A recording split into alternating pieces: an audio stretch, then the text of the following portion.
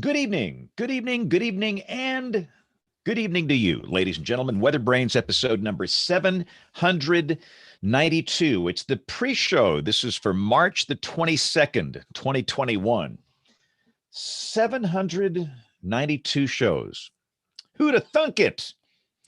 But we're still here. This is that magical time of the program where we do three things. We share boring personal stories, humorous anecdotes, and occasionally we say some really outrageous things. So thank you for joining us here in the middle of March, middle of tornado season, the spring segment down here in the Deep South. I consider tornado season where I am from November through May. But we have a well-defined peak in March and April, no doubt about that, and we are certainly in that. We had, in our state, we had 25 tornadoes last Wednesday. But you know what? No fatalities, not one injury. How about that? We'll talk about that as we go along here. But let's get everybody on the shoe and get this thing started. I know it's March Madness. You guys are probably watching March Madness on one screen. You got WeatherBrains on the other screen. Got the face bag and the tweeter on the other screen. Screens aplenty. And I actually have, well, here, I'll show you. Can't show much of that because I'll get in trouble. That's LSU and Michigan. Had a pretty close game going there. How about Oral Roberts beating Florida last night? Wow. Goodness gracious. It is March Madness indeed. All right. So I think we've got two people out tonight. I think that Troy and Jen are out, but hopefully everybody else will be in. And if you're new to this, and if you want to get right to the meat of this, so you want to get to the core of what we're trying to do here, the start of the show, move the slider about 6 minutes in. But we've always rolled on the pre-show. We've always, and occasionally you get some good stuff here that you don't get in the recorded show. If you're new to this, and most people listen to this show. We started this show in 2006. And it's 15 years. Who'd have thunk we're still here? But it was an audio show then. We added video about 10 years ago, but still most people listen. It is a core podcast, but we added video because they wanted to take it live on the local TV stations here on the digital weather channel we have. But occasionally you get some good stuff here in the pre-show, or occasionally it's nothing. All right, let's start to bring in our guests here and our regulars. Oh, boy, Bill's in some Roach motel somewhere. They're never Roach motels now, thank you. These are fine Marriotts and Hiltons. And he's drinking some type of bottled water that probably cost $10. My wife bought this today at some store in, where were we, honey? We're in Virginia somewhere. Staunton, Virginia. So it's expensive and it tastes good. This is my product placement for the night since I don't have my Peloton. Wow. So our news anchor would buy those $10 bottles of water. And I said, and you know what I did? Here's what I did. I said, I told everybody else, I'm going to do this and watch the guy. He will notice no difference. I went to the toilet back here, the back tank of the toilet, not the bowl, but the back tank, and filled his little $10 bottle of water with toilet water. The man noticed no difference whatsoever. So I'm thinking, you probably spend $2,000 a year on water, and if you go down here to the water fountain, it's free. So, that he learned a lesson that night. His $10 water is no different than the water in the back of the toilet tank over here. So, but I'm not going to do that to you. I have more respect for you than that. When I was a general manager of a hotel, the hotel ran out of avian water, and this group wanted avian water, and so I went back there, and the director of sales was sitting on the floor in the kitchen at the faucet, filling up these plastic bottles of water, and I said, "What are you doing?" He said, "I'm making avian water." Yeah, I mean, I'm telling you, these people that spend $10, $20 a bottle on water, will know absolutely no difference if you go get it from the tap. None, because I proved it by going to the toilet, and he noticed no difference whatsoever. So that was my social science experiment of the evening about 7 years ago.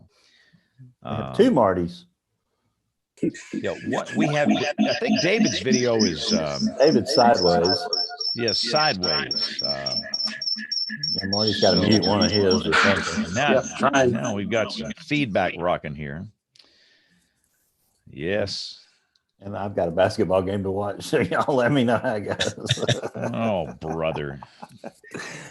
Why they scheduled this game exactly during WeatherBrains? They knew exactly what they were doing. And then on my television in this hotel room, it's non-high definition on a high definition screen. So it looks like I'm watching the 1976 NCAA basketball championship. So on the local channel here, they've got LSU and Michigan, which is, I have a, antenna. No, we're stuck on TNT. And so they're not even showing that game on the local CBS channel here. I don't think they have a choice. Okay. Because it's I don't know how running, each game's running on a separate channel, and the Alabama game.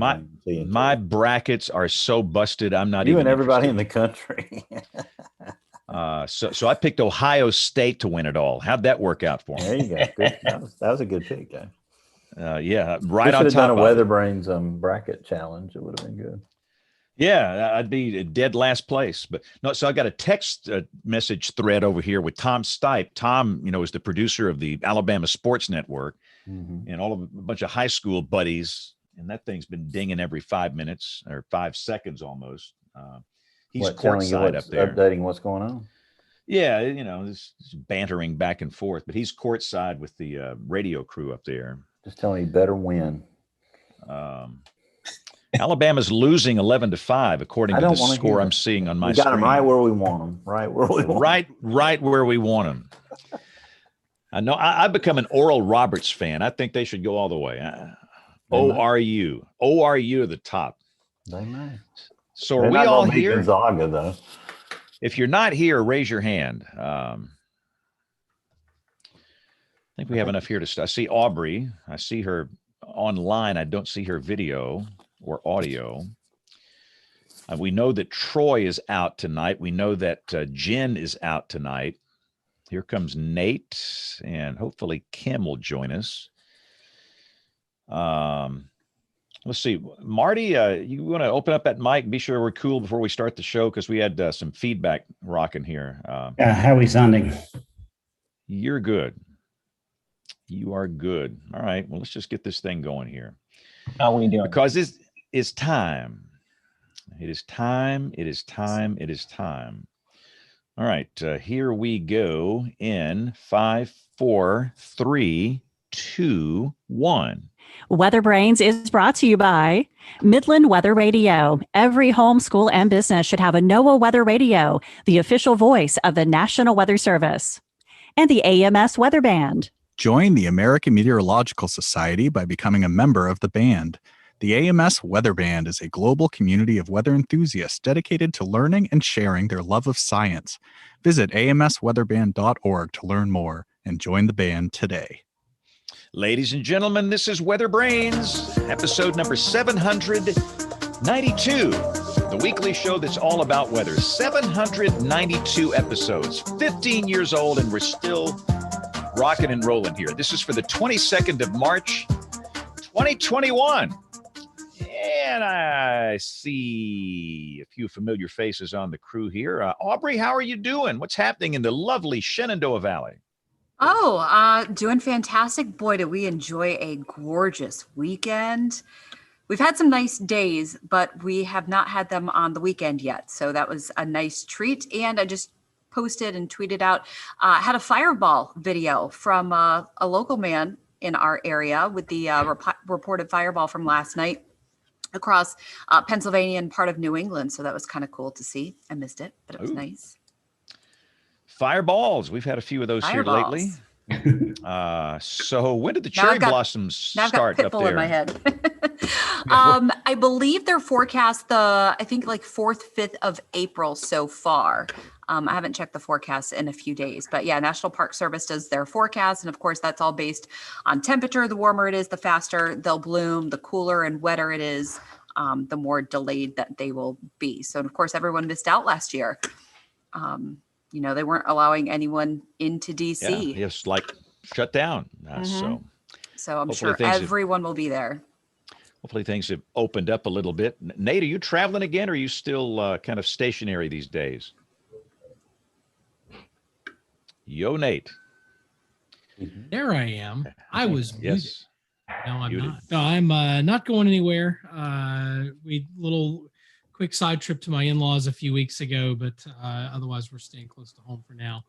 Hopeful that things will loosen up here in the next few weeks, but we'll see how things go. So, Otherwise, I'm fortunate to be able to work from home and hang out with kids. This has been the most bizarre year. Typically I'm in a school every single day, 1 or 2 schools. I have not been in a school building in a year, not a single school. Everything has been virtual, which is okay. It's great that we have the technology. It's not the same, but it's marvelous that we have that opportunity to do that. So I think that's cool. But Bill Murray, bring in our guests. I know you're distracted, but for those that don't know, Bill is watching basketball with one eye and WeatherBrains with the other eye. So if his eyes start spinning around, you'll know what's going on here for those that are watching. Unfortunately, you're exactly right, James. Tonight, James, though, we do have the Director of Research and Modeling at WeatherFlow. He's an engineer, meteorological scientist by trade. He leads WeatherFlow's forecast systems and severe storm product development, overseeing a talented team capable of turning innovation ideas into functioning systems.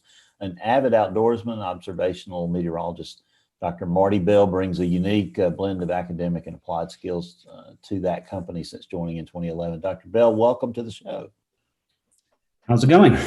Thank you. Good. So you're talking out of one Zoom session and we see you out of the other. That's pretty cool. I don't think anybody's ever done that, James. Yeah, well, in this COVID era, it's hard to get things fixed, and my camera is given out in my laptop, and I have a camera in my phone. So let's hope the technology goes well.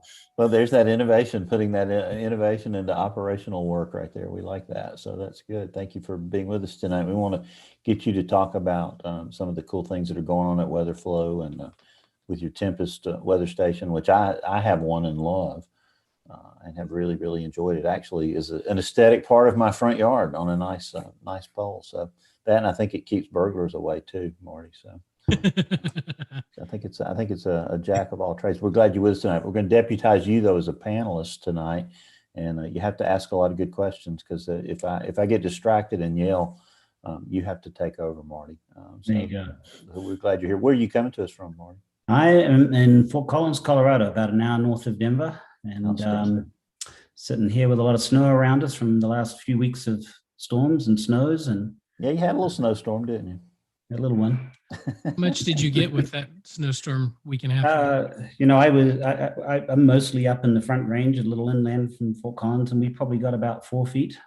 Oh, wow. Goodness. It was a lot of fun. We were definitely snowed in. We had avalanches down on the roads around us and getting around on our snow machines. And I love this COVID thing where you don't have to go to the office and you can still work.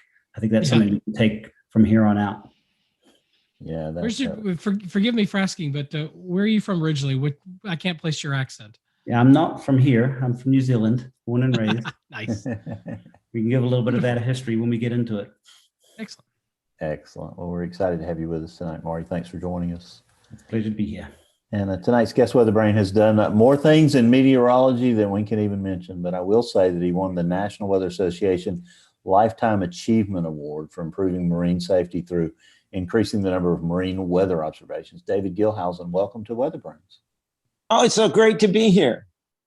Well, we're excited that you're right side up and not sideways like you were a minute ago. Thanks for getting the technology turned around there. And you've got your cool tornado chamber there. That's what was the genesis of tonight's show, and we're going to definitely talk about that. But it looks like you got a tornado you captured there in your little chamber.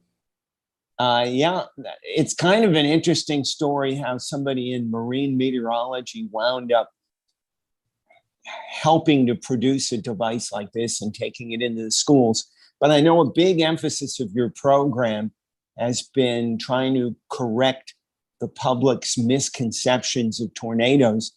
And I realized that, gee, I might have something to offer, since I've been taking this into the classrooms for 15 years.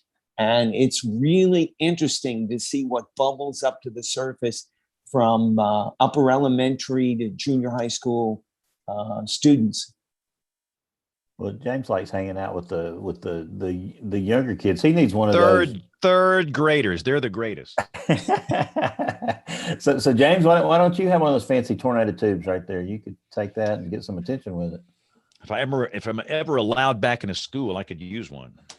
And we say that's because of COVID. No other reason is James not allowed in a school for sure. Yeah, and that's one of the reasons I came up with.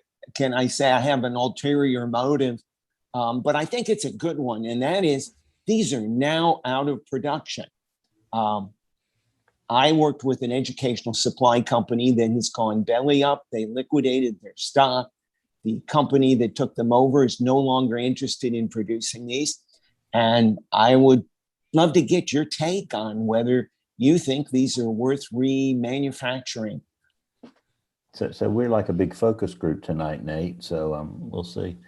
We'll have to let you see what we think about that, Dave. So tell us a little bit about the machine and how you came up with it and how it is received in schools. Okay. Well, what happened is about the year 2000, my daughter was in 8th grade. We homeschooled our children, and a group of homeschool parents said, would you like to teach an earth science lab? Because I had a unique schedule. I had every other Friday off. So I said yes. And I realized right away the students need something hands-on. As I was going through the library checkout line, I discovered out of the corner of my eye a video that Tom Grasulis made. I don't know whether you know Tom or remember him. He's a noted tornado historian. We're mad at him, David, because he's refused to do the show. So we don't. He is the tornado expert that shall not be spoken of on this show. See, I wouldn't know that. Yeah, we should have covered that in the pre-show. No, we'd love to have Tom. We would give anything to have Tom, but his exact response was, "Why would I want to do that?" Well, that's got something to do with this machine too, because he created this video called "The Secrets of the Tornado," and I said, "Gee, I got to get this because it teaches you how to build your model tornado." So I looked at it and I said right away, you know what? My woodworking skills are like sick, So I conned an engineer friend of mine at work, and I had a lot of engineers at the Data Buoy Center that I work with, and he was going through an ugly divorce. So it took us 2 weekends, 5 trips to Home Depot, $200 and some odd of parts, and 6 home cooked meals, and we created a version that was out of wood and plastic. And I'm going to hold it up here to see if you can get a glimpse of this that I took into schools. And this was about 2000 and 2001. And the only trouble was it was powered by a hairdryer, humidifier, and fan. And if I taught 2 periods in a row with this, I lost my voice. So at any rate, though, I found out that other Weather Service meteorologists had produced these. And so we kind of had an online primitive swap meet with the technology that we could do in those days, exchanging videos. And they voted mine the best. And I think that's because I used an engineer to help me develop it. We had to guess at some dimensions that were lacking in the booklet. So at any rate, I went to the National Science Teachers Association meeting with the wooden device that I just showed you a second ago. Got discovered by an educational supply company. We said, we want to give you a contract to help us build one out of molded plastic. I had to write a legal brief to take it all the way up to Washington to get approved to do this on the side. And sure enough, they approved it. I wrote the teacher's manual, help them select from several different prototypes, evaluated it, promoted it in the literature and in science meetings, and the rest is history. And, this kind of goes counter to what we're doing today, where there's a lot of video emphasis in schools, a lot of computer and digital emphasis. This is real old school model, but students really like it. And I think one of the reasons why they like it is I tell them, this is a model of a tornado. Like all models, some things it models great, other things it misses out on. Where do you think it really makes the mark, and where do you think it misses? And that really induces a higher order level thinking skill. And I have a lot of questions, and I dialogue with them. And it's not just a cute little thing you look at. You see, you can twist these pipes with the rows of holes in them because they swivel on grommets. So you can change the angle of inflow or change the amount of divergence, convergence, and rotation. So there's a concept that you can teach to students. And I think there's no reason why you can't teach that in the 5th grade. So you can get them in, Or the 3rd grade. Yeah. Would a 3rd grader be able to grasp that, James? Sure. 3rd graders can learn things that you wouldn't believe. I can imagine. So there's some, and I think it's really great because the first question they have is, how's this working? How do you produce a tornado? Of course, the other questions are, can it pick up something substantial? Could we turn it loose on the school? That types of thing. But, in terms of how it's created, I asked them, well, how do you think it's created? And there comes the first misconception. Do you have any idea how they would answer that question?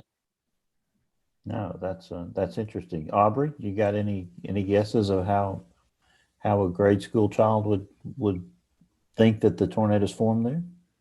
I've been to several schools and they always come up with some very unique questions and answers. So I can only imagine what some of these kids were thinking. The one I always get is, there's got to be a temperature difference. You have to be heating one side and cooling the other. So I select 2 volunteers, come on up. And they start feeling all over this thing. And of course, they poke their finger in there and everything. And they say, all I feel is cool. And I said, well, that's because of evaporative cooling. And I get to explain that. But that really drives them crazy. And when you look at the textbooks, you understand why. They think you need a front. Well, as you know, you get these supercells that'll develop, hundreds of miles in front of a cold front, So that's the first kind of misconception. The other one is about the shape. I said, do you think this looks like a tornado? And about half of them will go, oh yeah. And about the other half go, I'm not so sure, And if we're down here in Louisiana, I say, we have something that goes on down here that you'll see more often than a tornado. What do you think it looks like? And somebody will probably say water spout. Okay. And so we talk about the fact that, the shape doesn't really matter. It could still do damage. Okay. Another misconception that I tackle with it is I say, what happens if we twist the pipes in the other direction? Can we get a tornado going the other way? Now, I play this on 8th graders because they've learned about the Coriolis effect, okay? So the ones that have taken it real seriously, the good students go, no, you can't do that. Now, my textbook says, you can't do that, right? So I say, come on up, you two. And so I get 2 more students. So you see the way I play this interactive game through the whole thing, and I get them involved in a lot of ways. And so sure enough, they twist it the other way and they get a tornado and they're puzzled. And so I get to explain a little bit about the fact that how the Coriolis effect works. that it's a really weird, different thing than they've ever seen before. And it really matters on how big this thing is. I mean, we're talking a big tornado, big circulation. It's going to feel that effect of the earth moving under them, so to speak, you know? And so I get them prepared for that concept. So it's really great. The other thing is mountains. I say, you know, I want to show that a tornado can go over a mountain, or that a mountain is not going to disturb it. And so I give them through a proportion exercise, and I say, okay, assume this tornado is 10,000 feet tall and we've got a mountain that's 1,000 feet high. You know, how big would we have to build a clay model? So, that reinforces the proportion math of a 7th and 8th grader would learn. And so they make a little clay model, toss it in there, and it doesn't do anything. So those are the types of things I do with them. It's great for teaching on quite a number of different things. I can also get a rope-like tornado with this by turning the circulation down, and under an ideal situation, and cut the air conditioning and stuff like that. And the students really like that. And a lot of times I can just flap my hands like this, and the bottom part of the rope tornado just gets sheared off. And I say, that's how tornadoes die, when there's a downdraft from another thunderstorm that cuts the legs out from under a tornado sometimes. And so I've had I don't know about them, but I've had a ton of fun teaching this stuff. So you actually get into divergence and convergence and some real concepts with it. Yeah. And I really,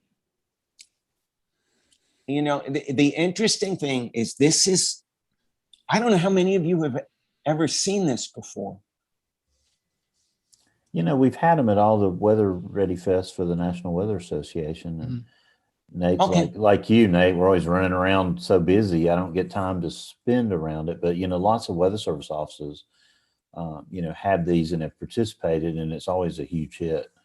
I don't know if it's exactly the same thing, but it's probably the same concept, I imagine, David, right? Yeah. Because it's interesting. I didn't get as positive a reaction when I haven't been to a conference with this in a decade, at least, okay?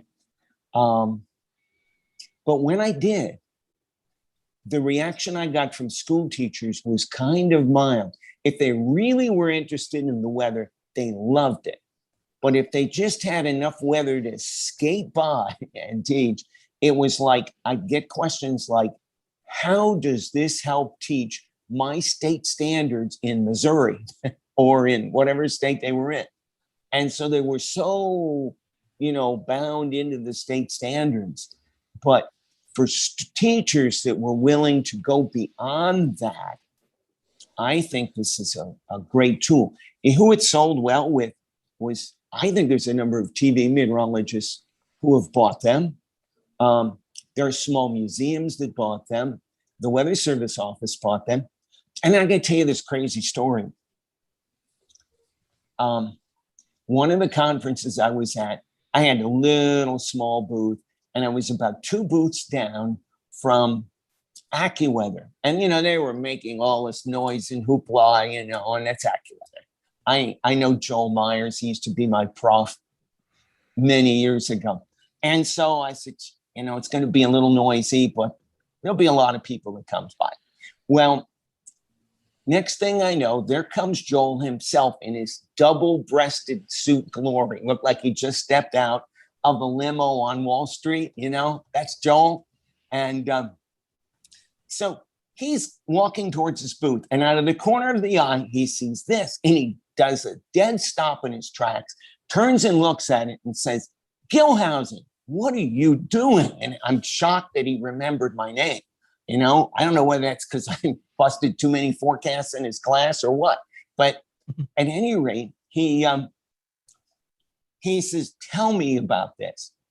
So he loved it so much, he actually sold it on the AccuWeather Mall. And I'm probably the only National Weather Service meteorologist who made a dime out of AccuWeather.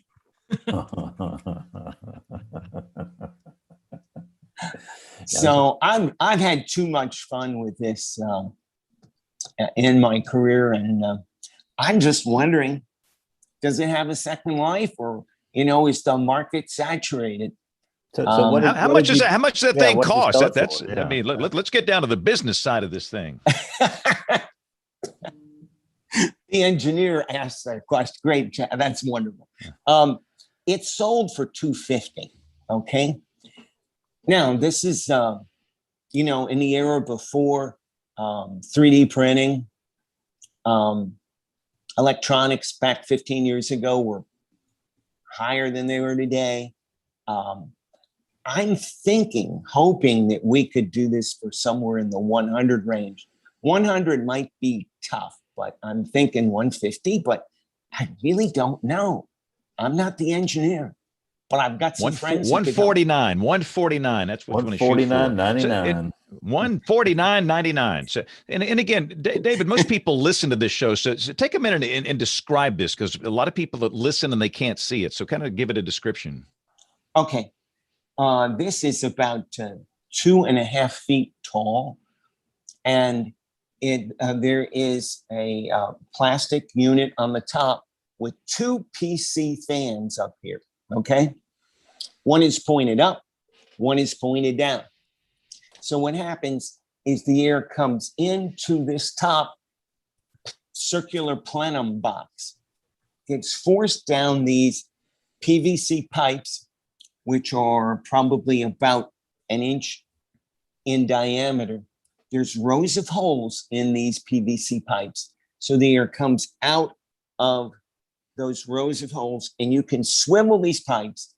So that means you can have everything from pure convergence, if you point them all to the metal. And I do ask the students that, are you going to get a tornado if you point all the holes to the middle? That means you've got all convergence. All that air is rushing together, but there's no rotation. And 99 out of 100 students will say, nah, you can't get a twister that way. And they're right. But I let them demonstrate it. Okay. So it goes down this roll, swirls into the middle. There is a hole in this bottom plate down here. And on the bottom, there's about a 4-inch tall pan of water and a garden mister humidifier. So I could also sell this as the humidifier for the man who has everything. Okay. and at any rate, the mist comes through the hole in the middle, gets picked up, swirls up to the top. Now on the top, I have a rheostatic switch here for the fan speed coming into the unit. And I've got a toggle switch for the updraft fan. Okay, so I can turn it down to get a rope-like tornado. And I can turn the updraft off to show you that you need an updraft to get a tornado, okay? So that's basically how this works. Well, that's so let's take it to market here. Let's make some money. I mean, come on here. I mean, you get that thing 149, that'll sell. I mean, I'm pretty convinced it'll sell. All you need is a small version. Kickstarter. We need a Kickstarter. Yeah, Kickstarter. Exactly right, Nate. That's right. So have you thought about that, David?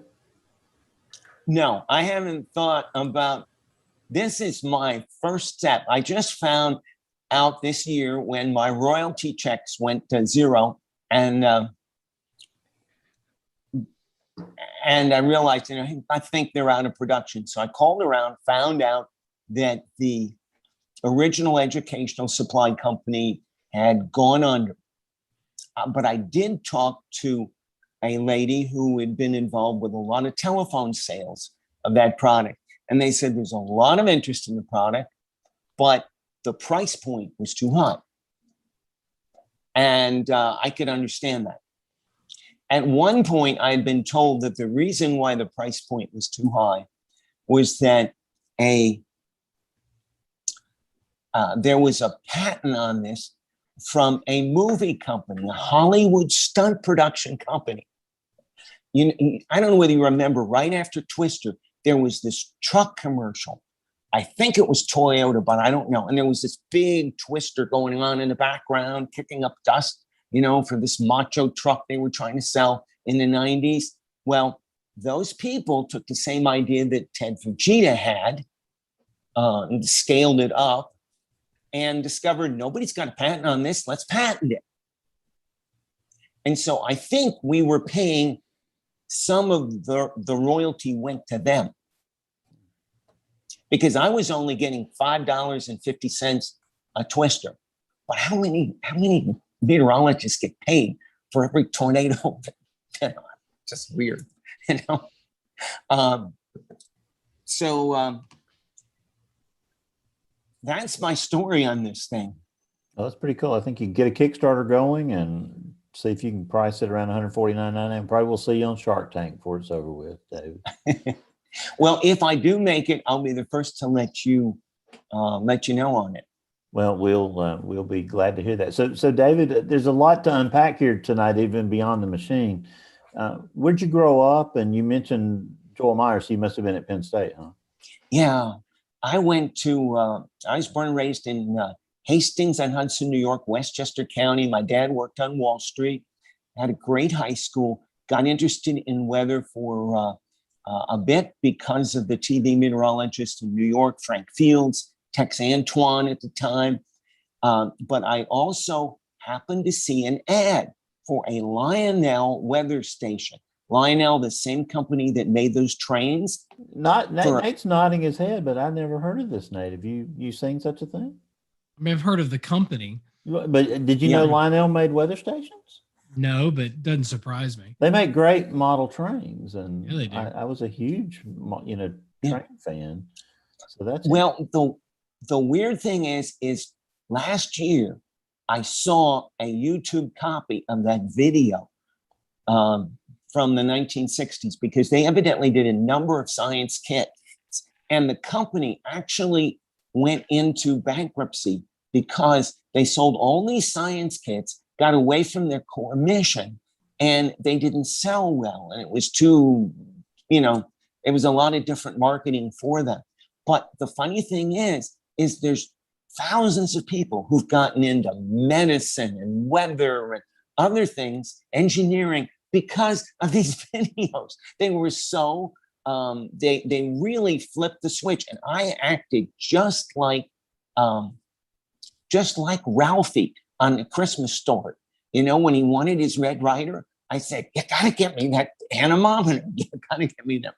So my parents did. I vividly remember my dad climbing a ladder to stick the anemometer on top of the chimney and string the wire down in the basement. And that's how I got going. And I went to Penn State despite my guidance counselor. My guidance counselor. I think I had the same guidance counselor. And his name was Cy. And Cy says, Mr. Gelhausen, he talked to a New Yorker. And he goes, Mr. Gelhausen, how come you want to go to Penn State? You don't play football, do you? And I said, no. I said, but they've got the best weather department on the East Coast. They got all these courses and whatnot.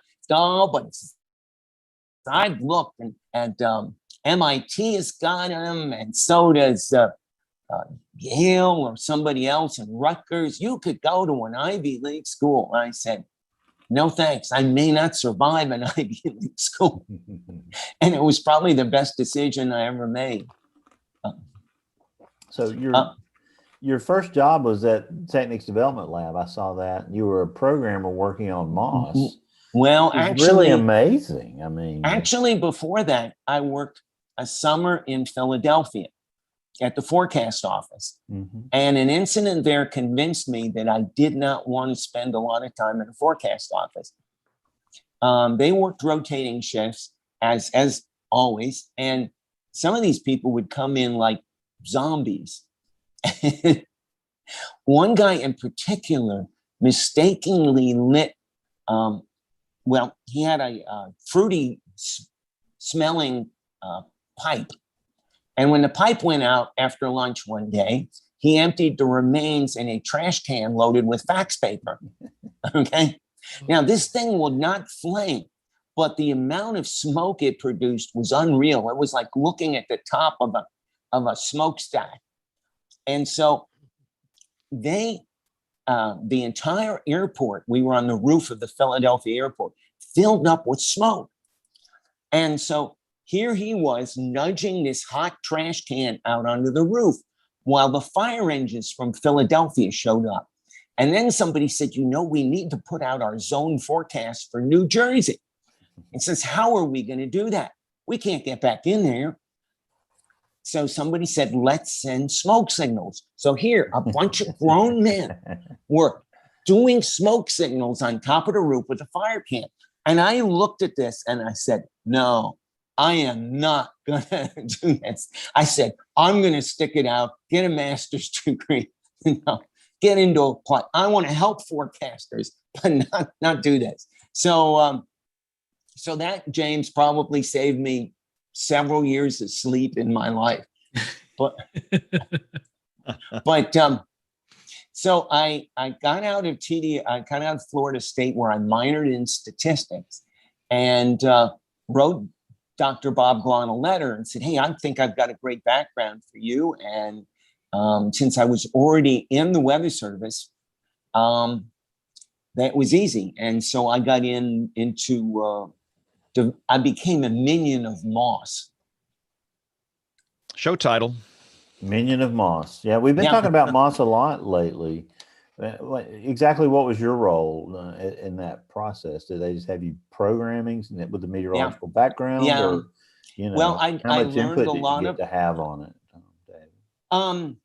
Not as much as I'd like. It was a lot of, it was a humbling lesson. I mean, I really learned a lot about how to write technically, how to think critically. I worked on verification statistics. I took some baby steps and wrote some software for mini computers for analysis. So I was really a team player. I really didn't do anything significant there. And because I had a hard time seeing my way up the food chain there, and NCEP, frankly, I couldn't lateral over to NCEP because NCEP and now MDL, used to be TDL, they were like Tom and you, okay? Tom, I mean, they didn't see eye to eye, In fact, they were the ones that came up with the term minions of Moss. So I said, I think I got to get out of the DC area.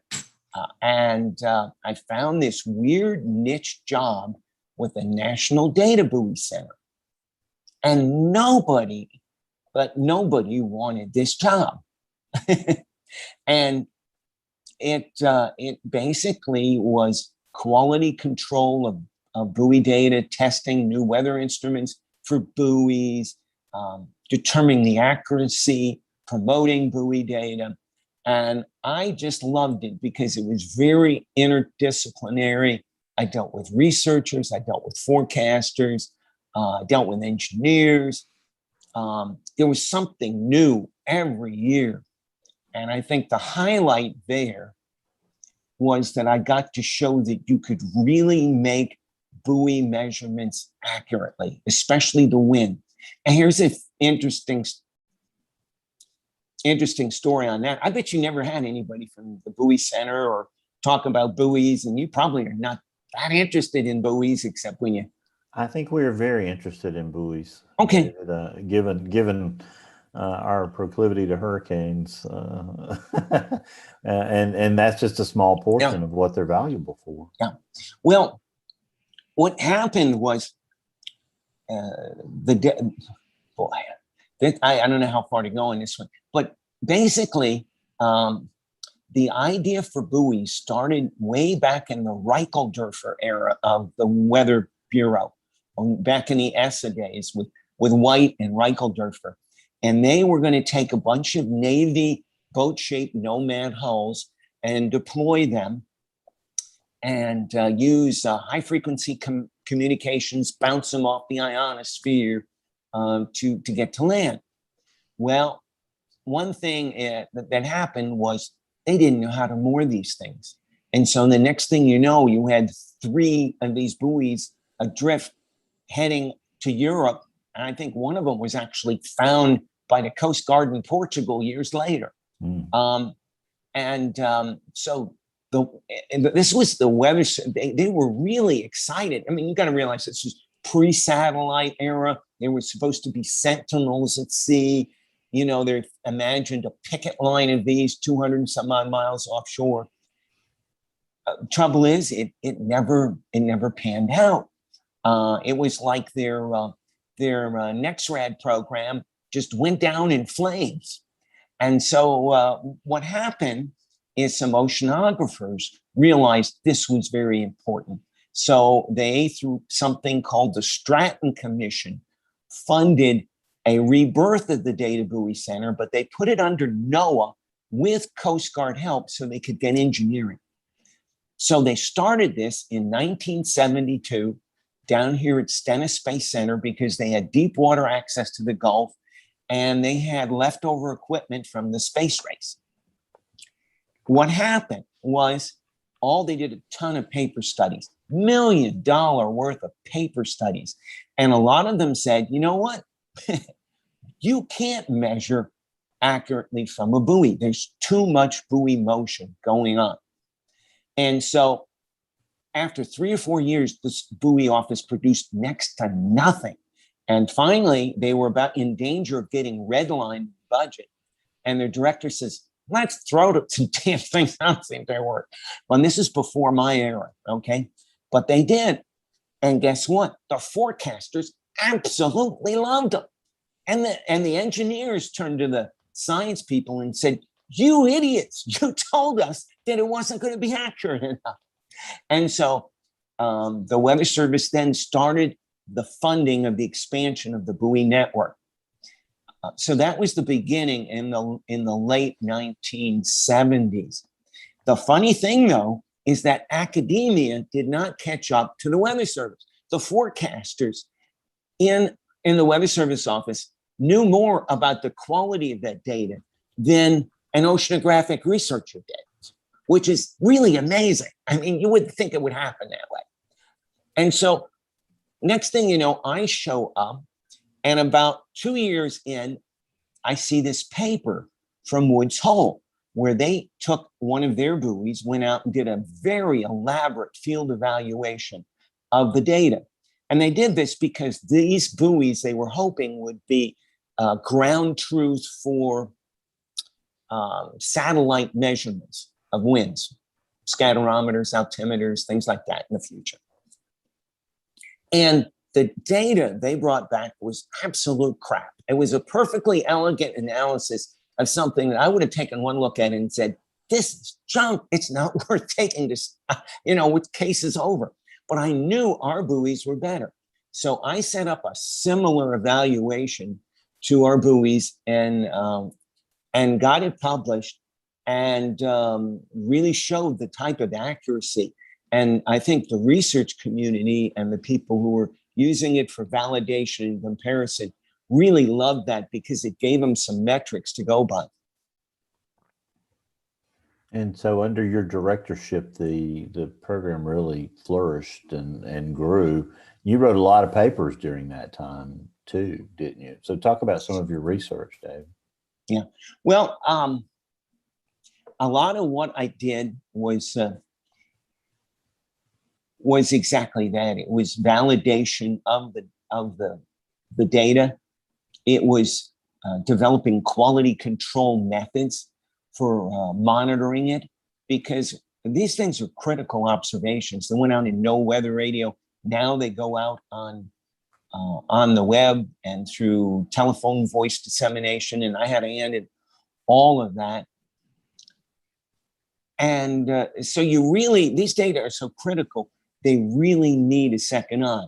So there's internal quality control checks, some of which are on the buoy, some of which are in real time as the data flow through NSEP through a software system that we control down here. And others were after the fact, what I used to call man-machine mix. Now that's a sexist term, probably, person-machine mix. And, and so we did some manual scrutiny of this stuff. It maybe looked a little suspicious. We started comparing it with numerical model initial analysis fields. So it was a very interesting and diverse career I had at the Data Buoy Center. And so it comes across as very strange that somebody who's kind of had a nerdy, non-operational bent would come up with something like this. But I think it's kind of like God's sense of humor or something. Talk about the storm of the century in the Gulf, because it was really important to us here in Alabama, 1993. James, you remember that storm very, very well. I do too, of course, because it ended up being the biggest snowstorm ever in Birmingham. Talk about the role of the data buoys in that storm, and did you do any papers after that, Dave? Yeah, I did a note in one of the AMS journals on that. And the reason I did it is because, well, listen, the modeling on that was really pretty good. As you know, I remember seeing a video that James, that you made on it, where you noticed it a couple of days ahead of time and said, wow, are we going to really forecast this as it's called for? LFM. Yes. I think it was Monday night, wasn't it, James, before it hit on Friday, that we started really paying attention to it? Yeah, you started seeing signals on really Tuesday, I think, but that's still not bad for 1993. Yeah. No, it really wasn't. But the one thing that the models did not catch was the initial cyclogenesis coming off the Mexican coast. You could really see a strong wave in the data right from the coast in Mexico. And it might have been there, even further inland in Mexico, because it actually produced a tornado. There was a thunderstorm that produced a tornado somewhere in the Monterrey, Mexico area, if I'm correct. But basically, using the buoys and the coastal stations, you could clearly see a circulation that was deepening as far west as the Texas coast. And that would lead you to believe that you are getting, you're getting more rapid cyclogenesis going on. Yeah, it was a pretty amazing storm, that's for sure. What about Hurricane Katrina? Was that before you retired or after? My tornado just died. Uh-oh. And it's picking up again. There you go. Probably cycling. No, this is saying I need a refresh. But seriously, at any rate, Katrina. Yeah, I had a interesting experience with Katrina. This is a little strange. There's just no way about it. But I had a dream. Okay. First of all, I knew it was going to be pretty active season. All the signs were there all through the winter that this was going to continue to be an active hurricane season.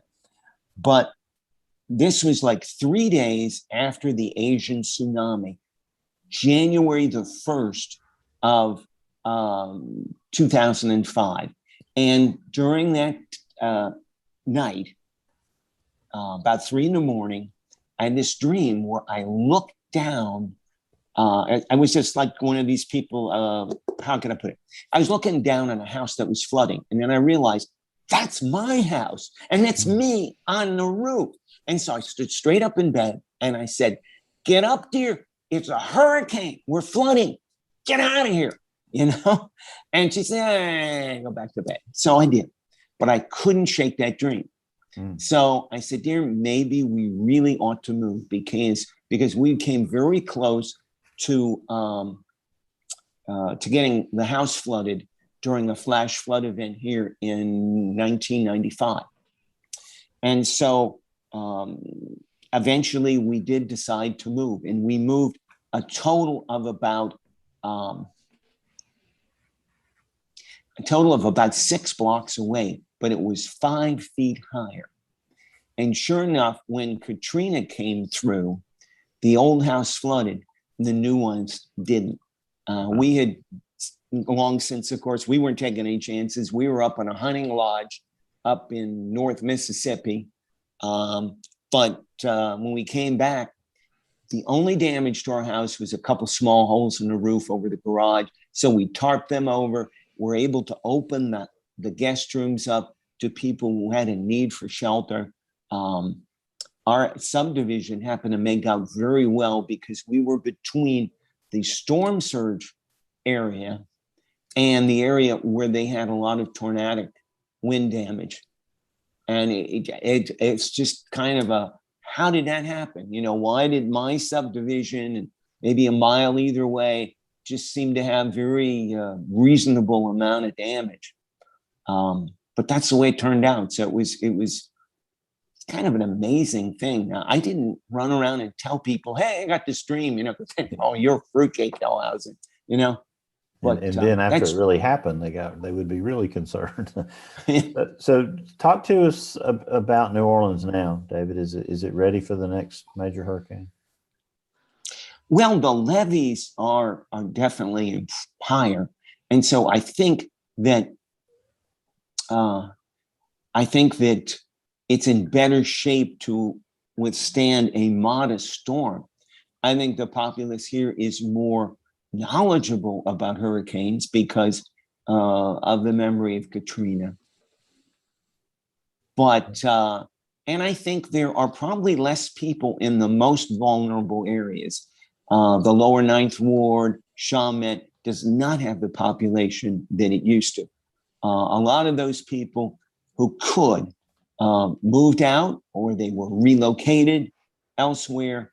So that's in that sense, it's a little bit better, but it's still certainly a very vulnerable area. And a very important area, and an area that we cherish greatly. So we do hope next time something happens there that it'll go certainly much better than that. But you weren't around in 1970, but when did you get into the Weather Service? I got into the Weather Service in 72. So you were just a couple of years past the swap over to commerce. You mentioned ESSA a moment ago. There's been some recent news that it may go, right, Nate, back to interior. Has it ever been in interior? And talk about that switch, David. Do you have you paid a lot of attention to why that happened back in 1970 and whether it's a good move for it to go back again? I think this might be Kim's pick of the week, isn't it, Nate? If I remember correctly, but maybe we can talk about it for a second here. Boy, that's out of my league, because I was like summer internship in 72. I didn't really start full time until 75. There you go. And it probably wasn't easy to get a job back then at that point in the Weather Service, I imagine. They were probably well, I got to tell you this too, okay? This is why I was lucky to go to Penn State. There was a professor there named Dr. John Kayer. And unless you went to Penn State or were active in the AMS, maybe in the 70s, you probably have no idea who this guy was. But he was a phenomenal synoptic meteorology teacher. And he happened to, he's probably the most loved guy because he got everybody their jobs. His publication list was very modest, but he knew how to schmooze. In translation, he went out on the golf course during the AMS conferences or the tennis courts, and he got to know people and he got jobs. He called me in his office towards the end of the junior year, and he said, Dave, you're one of my better students. What do you want to do? And so I told him that I wanted to I wanted to get in the Weather Service to do forecasting, but I don't know whether I wanted to stay in the forecast office and whatnot, but he says, "You're pretty sure about that?" And he says, "Yeah." So he calls up, right where I'm in his office, he calls up Silvio Simplicio in the Eastern Region headquarters and say, "Silvio, I got somebody for you, and tell him how to fill out the paperwork." So that's how I got my job for life. They don't do that anymore. I was so lucky because I ran into graduates who were 6 or 7 years later down the pike from me who had Dickens at the time getting a job. Mm-hmm. Why do you go? Yeah, David, WeatherFlow runs a bunch of weather stations, hardened weather stations to observe hurricane wind speeds along the Gulf Coast and the Atlantic coast. And, we know how difficult that is. It's a difficult process to observe winds in a hurricane, really difficult, challenging environment. I'm very curious, when we watch the buoy data all the time and we watch the data coming off the aircraft, and the buoy data does really well. We compare it against the platforms. I mean, how do you calibrate, in those wind speeds with those sea states? How have you done that in the history of the buoys? It's incredible. Well, I think it's an end-to-end process. First of all, those RM Young anemometers that you've seen everywhere for decades now, we were very much responsible for funding the development of those as an alternative to the Bendix Aerovane. So it started out with some grant money that the Weather Service had to build a lighter weight propeller anemometer. So it starts with careful selection. We have our own wind tunnel. We have several different types of them. We have some that introduce some turbulence into the flow.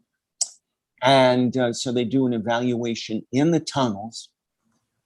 And then we do field evaluation, field comparison side by side. We did some by mooring some buoys near some platforms. And though I can't say we took it through a hurricane, it did go through some pretty bad northeasters during several periods that I can think of. So it's a little bit of everything, really. And I think the other thing is averaging, believe it or not, cures a lot of evils. If you were to look at a moment by moment trace, you'd say, geez, you're really seeing the waves here. But averaging over an 8-minute period of time really, really helps. And because it's funny, because when we talked to the people who service the buoys, they were more skeptical than the oceanographers. When I first showed up, I got to meet some of these guys who were our buoy hoppers, and they would say, they'd start swearing at you, how the hell can you doctor measurements out of this thing? But, I'd show them the data on the weather map. And of course, they'd look at me and like, because they don't know how to use weather maps. But really, that I think is the big secret. It's, with wave data, it's the same thing. We're looking at the spectrum to compute those wave heights in periods. All right, David. So I went to davidgilhausen.com. And I noticed that you say here that you are astounded at the degree of overwarning and needless words. And you were there to prevent forecasts without the fluff and the hype. Explain that. Yeah. Okay. This is what's going on. I got a lot of friends here who I got a degree, got a background in meteorology. And I get a lot of interest during hurricane season here. And first of all, I'm not one to tell people not to evacuate when the weather services and local emergency managers are telling you that. However, there have been a lot of cases like last year where we got tone alerted at 5 a.m. for a surge. And And this was with a hurricane that was going to make landfall in western Louisiana. And when you look at the tone alert message, you see they're calling it dangerous and life-threatening storm surge. And then you look at the value. Was this Hurricane Laura? I believe so. There was one of those that hit western Louisiana. And you see they're forecasting 3 feet in Lake Pontchartrain. And I'm scratching my head. Now, I know what they're trying to equate this to a flash flood somewhere where you can get just a foot of moving water, can take a car off the road and all that type of stuff. And I cannot kind of understand that, but how many places in this area do you have to worry about a road flooding at 3 feet? I can think of about 4 or 5 maybe in my parish in Louisiana. And the answer to that is to, sure, put out a statement on it and let the local authorities know and put a policeman with a barricade on these roads or at least alert them when it's going to look like it's going to happen.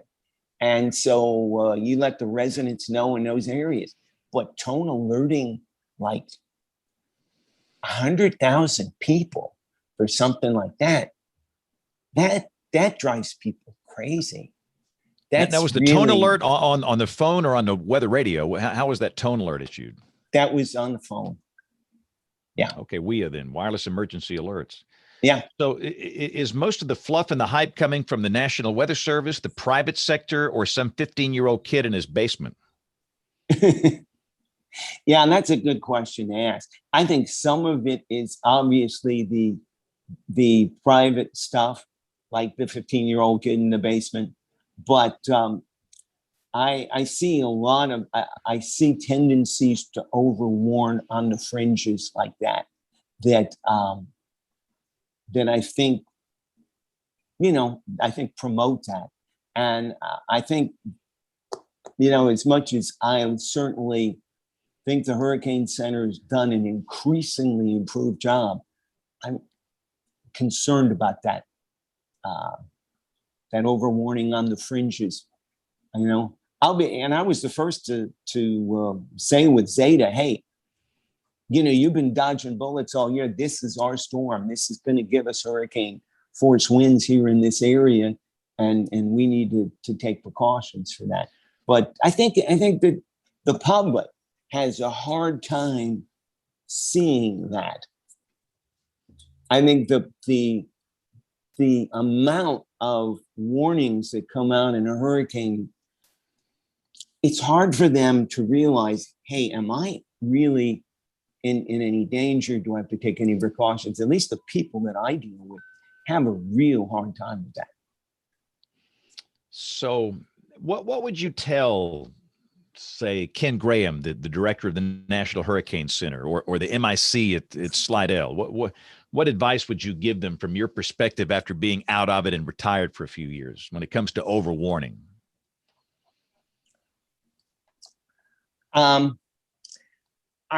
I like, who was on your show a few weeks ago? Was it Ken? I think it was Ken. Yeah. About Ken was on the show. Coming out with a storm-specific cone. I think you can do that. I think you can look at the variance in the modeling that's going on and this current strength of the storm and have an objective prediction of the width of the cone at each forecast projection. And that based way, on that specific storm and the uncertainty involved with that specific that's correct. storm. I think you can, I just get the feeling that you can do that, because if you've got a significant storm, it's got a lot of momentum, and forecast modeling is agreeing well, you got a higher degree of confidence. You can cut down on some of that radial error in that.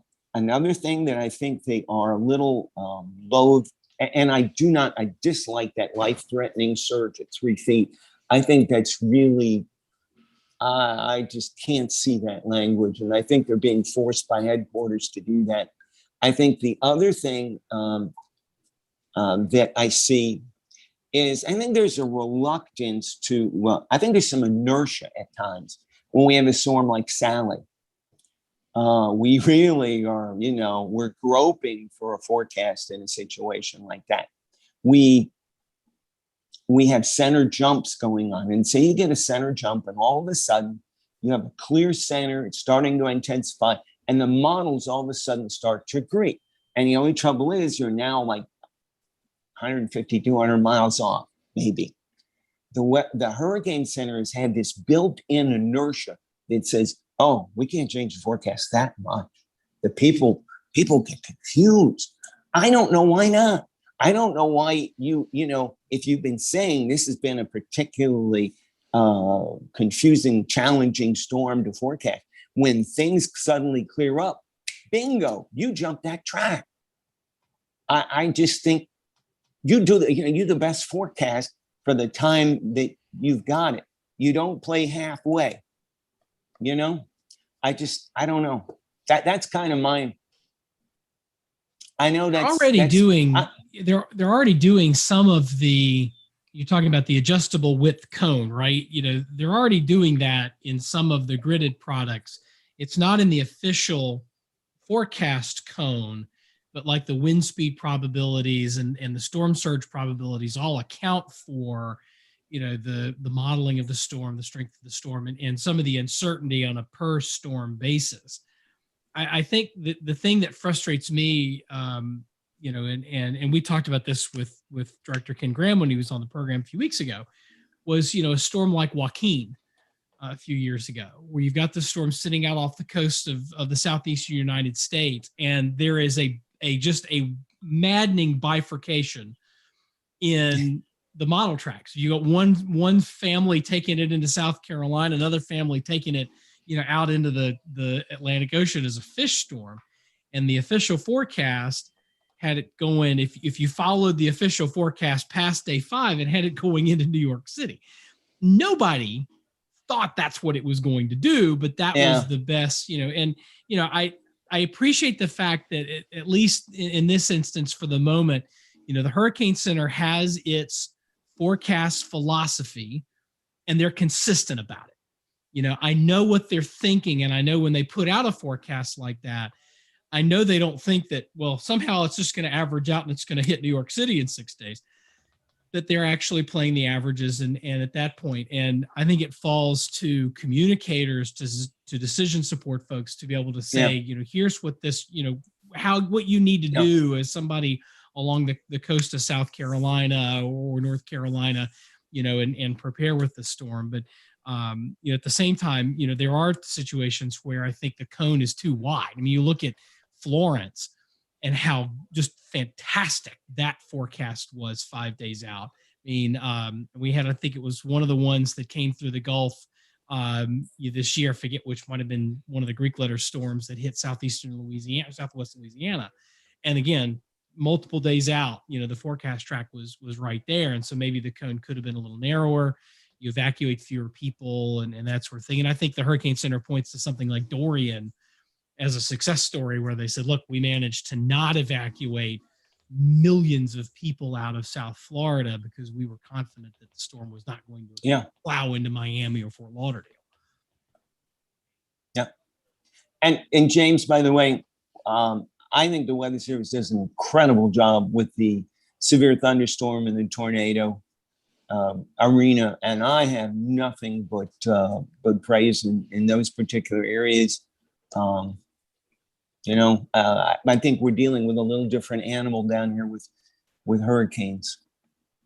So do you want to be the next Nash Roberts in New Orleans of the new millennium here? No. Why not? No, I'm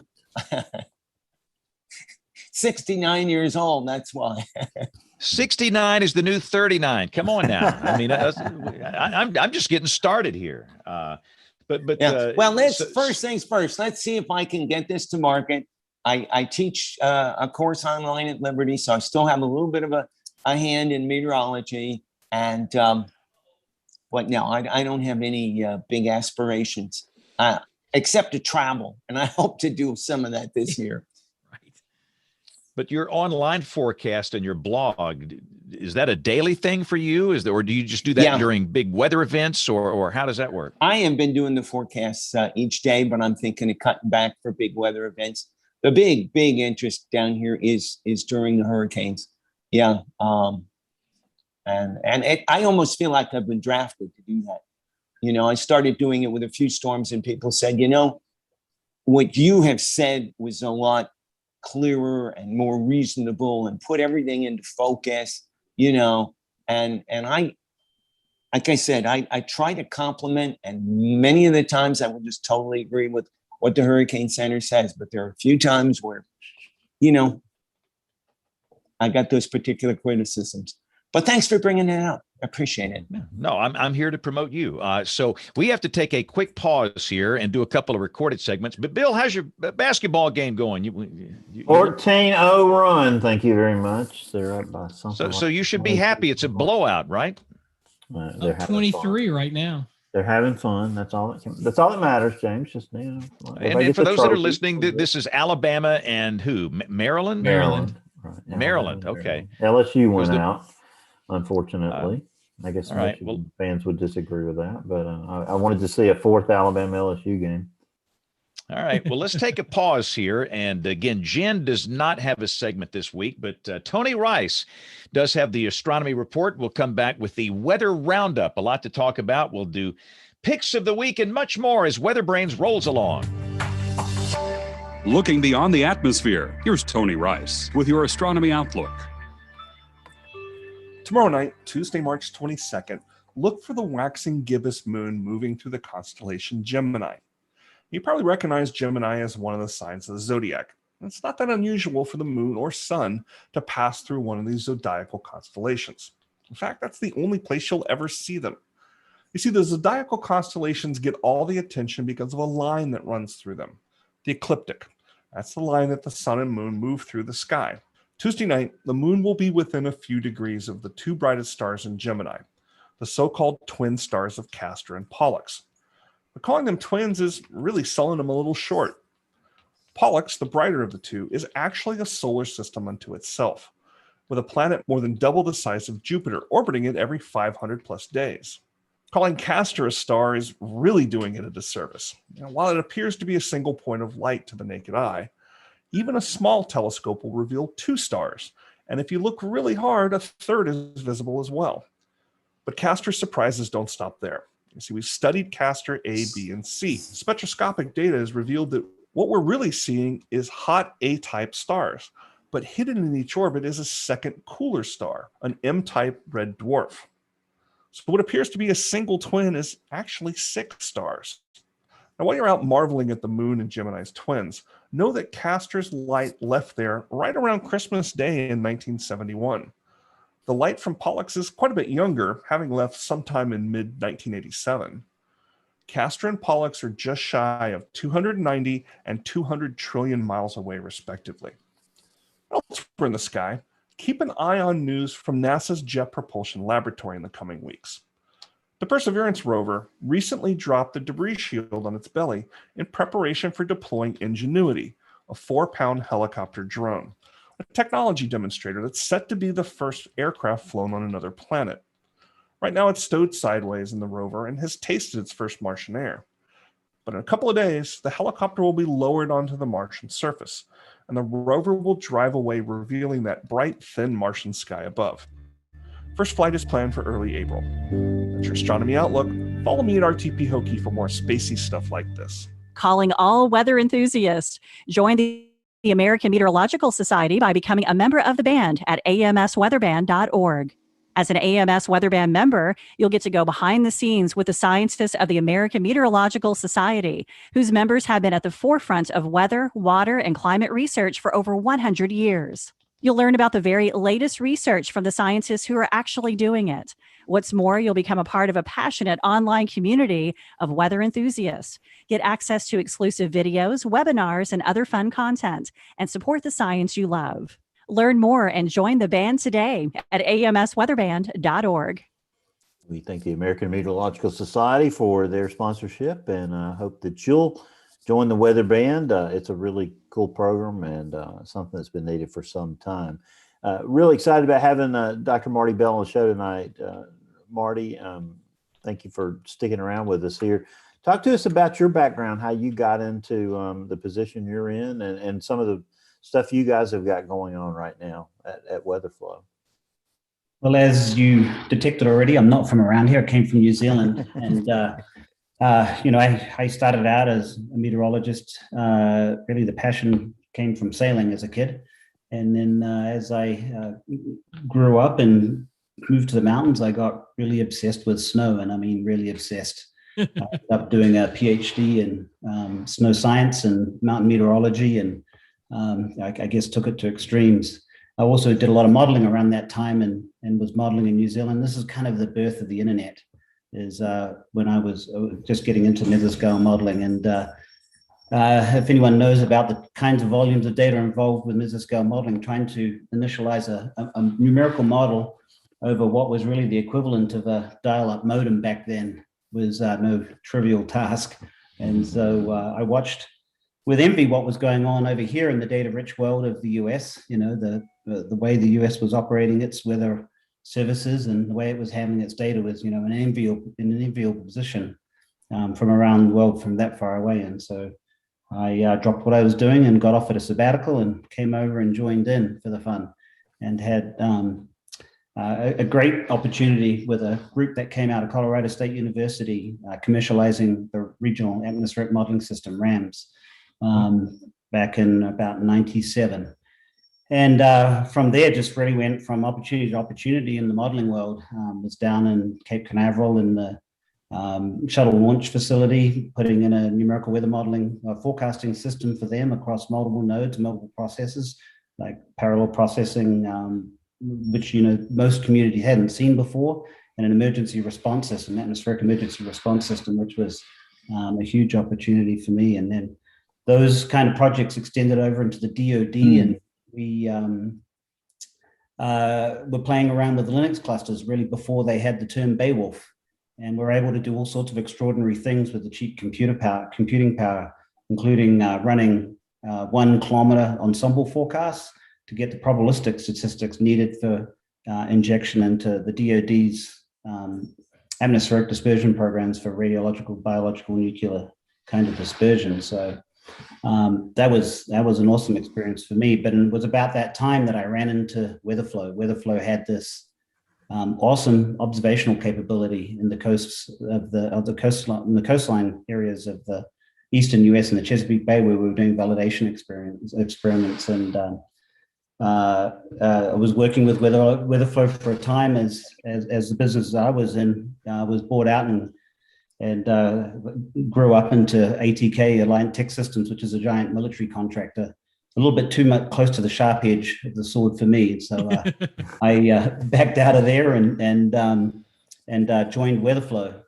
And WeatherFlow was a pretty major client of ours at the time anyway. And I have enjoyed the process of being involved in WeatherFlow, and particularly in the severe weather part of WeatherFlow, where WeatherFlow has been involved in observing, having an observational system designed and hardened to observe in landfalling hurricanes in the US, with the eye towards the insurance industry. But it's been a real testament to the ability of WeatherFlow to design and put these instruments in the field that since ICAN 2008, that WeatherFlow hasn't missed a single peak observation in a landfalling storm in the US. So we're batting 1,000, and I think that's incredible. And as WeatherFlow has progressed along, it's kind of had an eye on the consumer market, and for a long time, there didn't look to be opportunities in the consumer market. But as IoT, Internet of Things devices started to emerge, we noticed that the observational, the consumer observational industry, the home weather stations, the devices were archaic. They were difficult to connect. They were hard to maintain. There weren't really apps that supported the data. The data wasn't available. It was a difficult thing to be an enthusiast in. We saw a market opportunity. And so we launched into building a consumer weather device that wasn't just a weather station, but was, the full system. And that's what we call the Tempest. It's an affordable weather device that collects all the regular things that you would think of collecting. It has no moving parts. It doesn't look like I'm going to hold one up here. It's the size of a fancy coffee cup. Doesn't have a wind vane, doesn't have a cups of an anemometer, but it measures wind through sonic anemometry. It measures rain through percussion of raindrops hitting on the roof of it. It has a non-aspirated radiation protected area for the temperature and humidity measurements. It measures pressure. So it measures all the things that you might think an instrument would normally measure in a package that is has no moving parts, really easy to install, has nearly zero maintenance, and is super simple to connect. Within 5 minutes of opening up a box, and Bill, you have one. Within 5 minutes of opening up that box, you have an app and you're collecting data off the device. You need to go and install it outside. And so, that's part of the puzzle, having a device that collects these things, but it's only part. And so what we are really focused on is, what do you do with that data? Also, in the information age, we have cloud computing, which is something that we can really leverage for the big data problem. It gives us the ability to bring all that data that we're collecting off these devices and curate it, look at it carefully. We have the ability to talk to the device. If we have something that we think we can do better on the device, we can communicate back up and send improvements to that device from a programming point of view. And then what we do with the data once we get it is focus on what's going on now and what's going on soon in terms of a nowcasting and forecasting approach. There's a pretty big gap between what models can provide as forecast, traditional NWP kind of forecast models, even at run at high resolution, what those kind of models can provide us, and what's really going on in our backyard. And, with a weather device that we have, a home weather device, it's telling us what's going on in our backyard. Even if we have it up on the peak of our roof, even if we think we have it extremely well sighted, it's still a very local measurement. And the models don't have a chance of really forecasting at those kind of resolutions, those kind of things. So if you're going to produce a forecast and you're going to produce a forecast for somebody's backyard, the way to do that is to have the data. And that's what the Tempest is giving, and to be connected to that data in this modern age.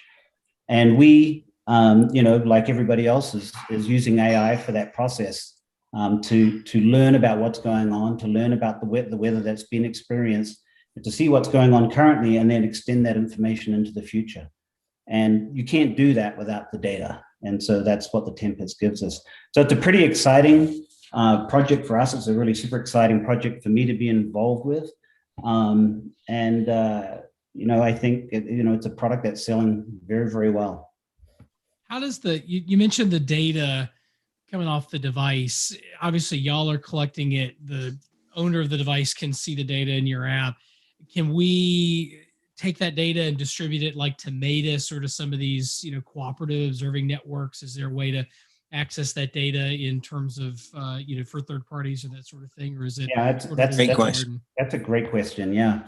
Obviously we give, the person who buys the device, we give them the option to opt out of sharing their data, but then they can't take advantage of all the other things that we do in the entire ecosystem of the Tempest. Weatherflow's had a long history in terms of working as a well reputed, a Mesonet that has a strong reputation. And so we've been a big part of the National Mesonet program over the years. And so, that's very much part of our culture, is to get the data into the hands of people that can make a bigger difference. And if we get the data, then we share it on to NOAA, and we share it on to other organizations around the world. It's not available through MADIS. There are obviously some things that we like to do with the data. We don't necessarily want everybody to have it. But in terms of the greater good, and, for the climate record, for becoming part of the foundational observational data set, The way things are going with this device, we could well have the largest observing surface network in the world in a pretty short time. How many of these, if you're comfortable saying, how many have you sold? How many are active across the United States? We're up at about, I think, over the well over the 20,000 unit mark now. So it's one of the thing that intrigues me about it is one of the hard things with some of the classic units, or well, two things. Number one, and it tends to have to do with the rainfall observations. Most of your home weather units, if they have a rain gauge at all, are the tipping bucket. And there's sort of two limitations to that. Number one, sort of a known undercounting in very heavy rainfall situations. And then secondly, there's just the problem of keeping the birds off of it, because the birds like to hang out on the side, and they do what birds do when they are hanging out. How have you all solved that problem, and how have you found the rain measurement in this? Because this is very different. I mean, we're used to like Kokoros, it's just, they sell you a rain gauge, it's $20, and it, this idea of rain falling on something and that's how you count rain is a little new. So we solved most of the problem by removing the rain bucket. So that's a good start.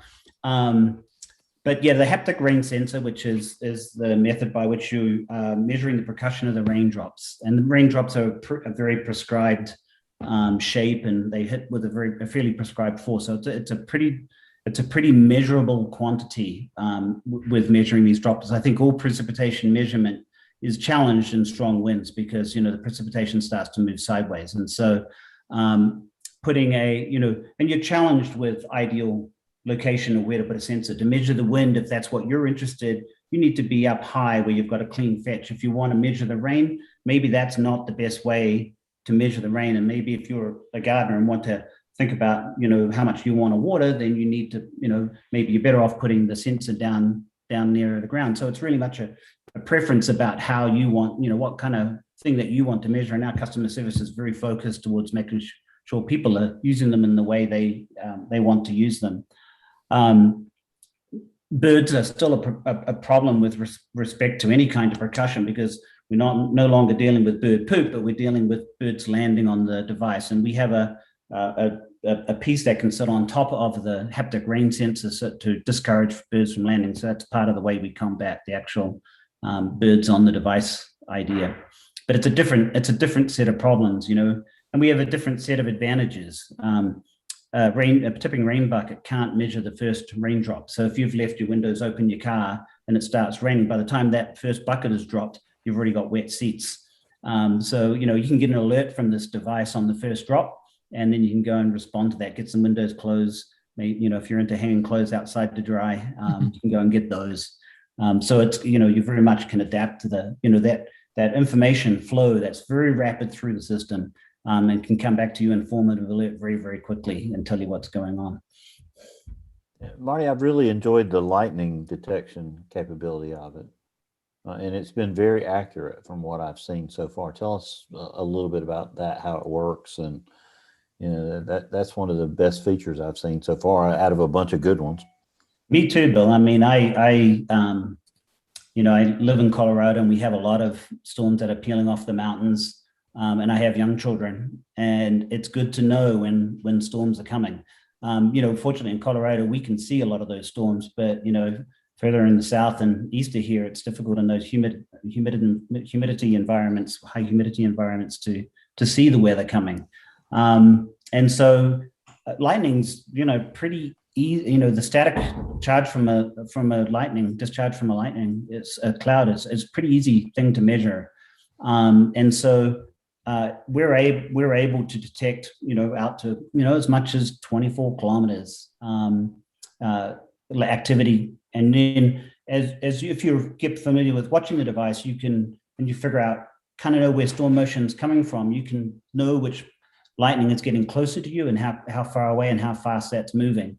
And so, with a little human expertise in there, you can take the lightning information you're getting and the alerts you're getting from the device and, act appropriately. I'm an absolute champion of the lightning information. Now, you mentioned the forecasting component, like here's the forecast for my house. Is it taking into account my data in sort of a MOS type format? Not in a MOS kind of format, but MOS is really early AI, isn't it? What is machine learning? But what the AI can do for us is take your observation, take the history of your observations, and very quickly start to see patterns about the biases in the forecast models. And we take forecast models from a whole variety of sources and blend them in kind of a more modern MOS kind of way, and let the AI do its work and say, what's the best data to start with? What are my biases with those data? And then with what is forecast in the future, then from the training data, then make predictions on that are more appropriate for your Tempest, really specific to your Tempest. And because we have the data at your location, we guarantee that our forecast is better. And that's actually not such a high bar when you have the data to work off of. Well, there you go. I can attest to the ease of installation, and because that's always, a true test when you're trying to connect your weather station. And it was before I had it on my workbench, and it was already producing data before I even took it to the, Nice. took it to the sighting. So yeah, I can attest to that. It was very simple. James, I know you always ask the hard questions. Nate and I put the softballs up there so you can ask the hard questions. I'm done. I'll be nice tonight. I'm curious though. This may sort of venture into a hard question. A lot of some of us, either watching the program, I do my NC State shirt on. I do weather support for their football team, and we've got a weather stim unit that does a very nice job for us. One of the things that it provides as part of that is access to lightning detection data, but they are not detecting lightning directly. Right. They're leveraging, I want to say it's Earth Networks or Isola's network, but in any event, how good is that? I mean, have y'all done any testing and sort of going back to, the conversation we had with David earlier about, field testing these things? You haven't missed any peak observations and hurricanes, and that's good. The day-to-day stuff, how good is the unit in terms of the lightning detection? Obviously, you're not predicting lightning, so that's, you're avoiding that particular landmine, I think. But, how good is the lightning detection and how reliable is it in terms of, predicting those strikes? And then how good are the rest of the measurements on the unit as well? Yeah, well, let's answer the last part of that question first. The sensors themselves are very accurate beyond what you really would expect from a weather instrument. It comes down to sighting, and so the accuracy of your measurement is really down to how well sighted you have it. So if you want to, as I mentioned earlier, if you want to measure wind well, you want to put that wind where it's clear fetch as much as you can. Nobody has a perfect sight. Everything is compromised. With wind, we have a lot of experience and AI around our ability to take a wind measurement and understand the kind of roughness elements that are upstream from the sensor site, and then make adjustments to those wind if you want something more standard, a more neighborhood value. We have all of those technologies built into our systems. As far as temperature, I mean, the temperature sensors are very accurate. If you want to have, a good temperature measurement, don't put it near something that's going to collect heat, like the side of the house or on pavement or something like that. So it's not about the sensor accuracy. It's more about, good placement, good sighting. Now, as far as the lightning data is concerned, we have a lot of experience with, a lot of these other data sets, including Earth Networks and the lightning data set, including radar and satellite and all these other information, these ancillary data sets, which provide value for interpreting how the weather station is doing. We build information from many of those data sets into the data you get back on the device. And so, we do augment the observations where we think it's necessary to provide the best possible information. And so, my experience has been that it's a really valuable piece of information. And I watch the storms approach and I listen, I look at the alerts, and for me, it's calibrating, very well. You've got to discern between cloud to ground and cloud to cloud. The height of the lightning is important. So there's a lot of information that goes into figuring out how far away that lightning is. So Marty, I use if this then that to I think is the process I use, or some maybe it's Google Sheets to log my data. Is there any other easier way that I don't know about? There are lots of ways to log the data, and I'm not the person to talk about that because I don't log mine in any other way than getting it through our API system. And so there are third-party ways to do it. There are direct ways to do it. IEEE or whatever it is, the way that that can access the data. So it's very easy to pull the data off the device or get it through our API service. Well, we really appreciate you joining us. You're working on a partnership with Barron right now. Is that what I read recently? Not that that's not in my neck of the woods. I misread. Bill, you weren't supposed to say that. That was a secret. Sorry, Nate. I let the cat out of the bag. But we appreciate you joining us tonight, Marty. Hope you stick around here to the end because we want to make sure you tell how folks how to grab one of these units. Absolutely. So we really appreciate got some review units hanging around. I probably could put one out. Yeah, Nate said this will be a great show tonight to have parting gifts. So we're not. That's right. We're not we needed to have this needed to be the Oprah show. Just look under your chair and you get a car and you get a car and you get a car between the tornado machine and then a weather station. I'm certainly prepared to trade one of these things for that device that David has. I think they're awesome. Oh, that may be the only win that happens tonight, I guess, Nate. At least maybe Bruce can throw in a weather radio or two, Marty. He's even got some pillow shakers and strobes. So that's a good transition to our friend Bruce Jones, who joins us tonight. Bruce, of course, we went through a big tornado outbreak in Alabama last week. We were talking about it a week ago, Monday night. Turned out to be the 6th biggest outbreak, I think, right, James, in our state's history in terms of count. Right. And again, that is conditional. You have to understand we probably had big days that we just didn't know about prior to Doppler radar. And we tracked down a lot of tornadoes last week that we might have never known about before. Right. Some of these were small, but it was a big day. No doubt about that. A big day. But obviously a huge day. We were talking about the importance of it last night.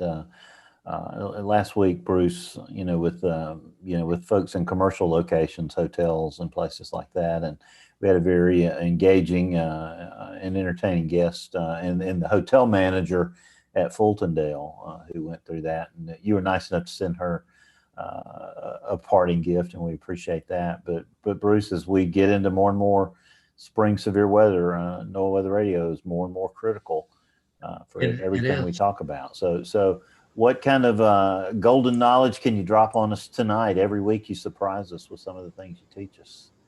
Well, first of all, it's kind of interesting in a way to watch the sails go up as we get into severe weather season. We get these reports. I can look at what's going out of the warehouse every day. And it's interesting that once the tornado season starts, the shipments of the weather radios out of the warehouse just go up and up and up and up. And Walmart just took a huge shipment of them last week. So unfortunately, we can talk all we want to about preparedness and so forth. And it's, to a lot of people, it's not until they get that little push from Mother Nature, whether it's an active event at their house or just that sense of dread that, oh my gosh, this might be the year. That's what really motivates people to finally do something about getting prepared. So I don't like to see things that way. I wish it were a case where we could educate people and they would just go out any day of the year and get the things that they need to have in their go kit, their preparedness kit at home.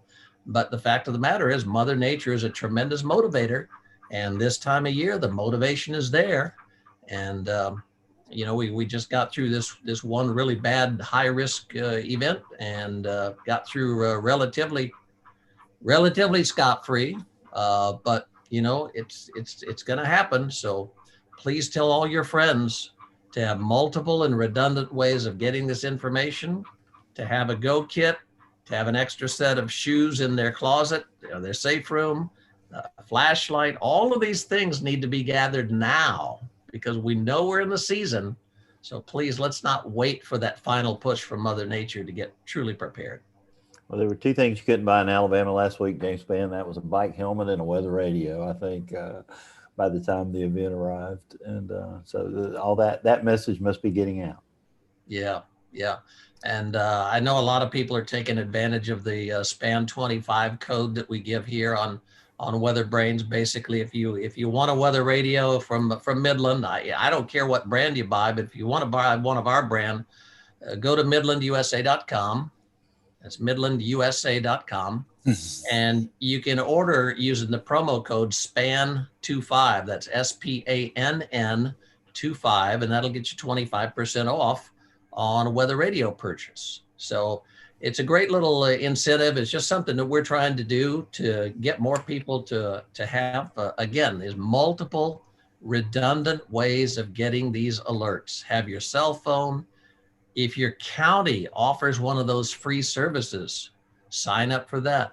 Weather Call is a company that I think very highly of. They'll call your landline phone at home. They'll call your cell phone.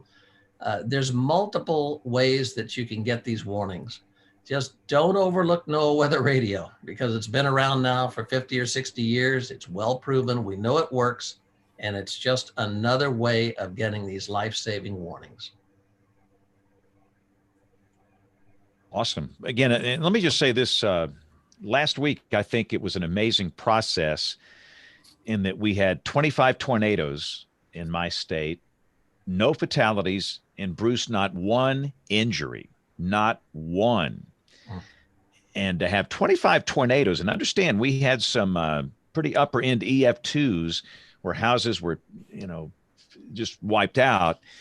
The warning process worked really well. And I think a big part of that was that push to get weather radios in homes.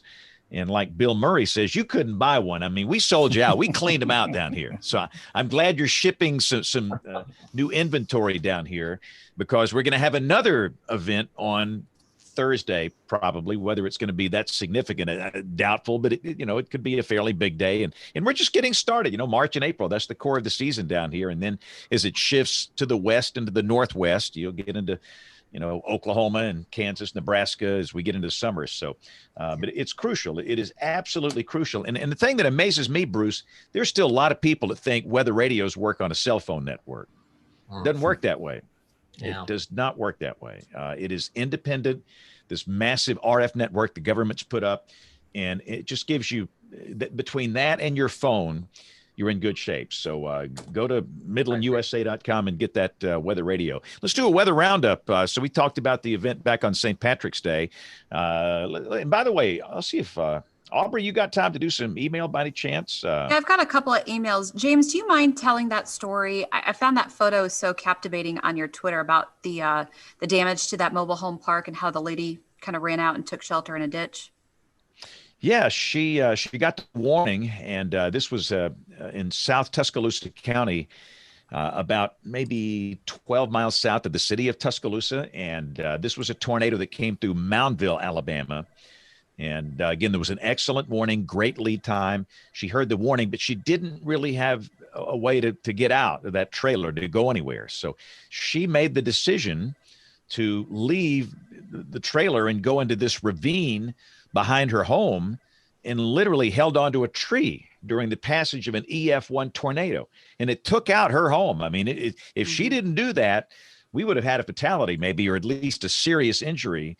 So that was pretty amazing that she heard the warning and she had the guts to go out there and do that, which is a sign that, we've got some credibility in the weather enterprise. I mean, you're asking somebody a lot to do that, but the messaging is you can't be in a mobile home. You can't be in a car during a tornado. So it really did work. So, the warning process worked amazingly well. Whoa! It's been so long. I played the wrong song. How did that happen? Let's see if we dive into the email here. We get letters. We get stacks and stacks of letters. All right, so this one comes in from Charles Schultz.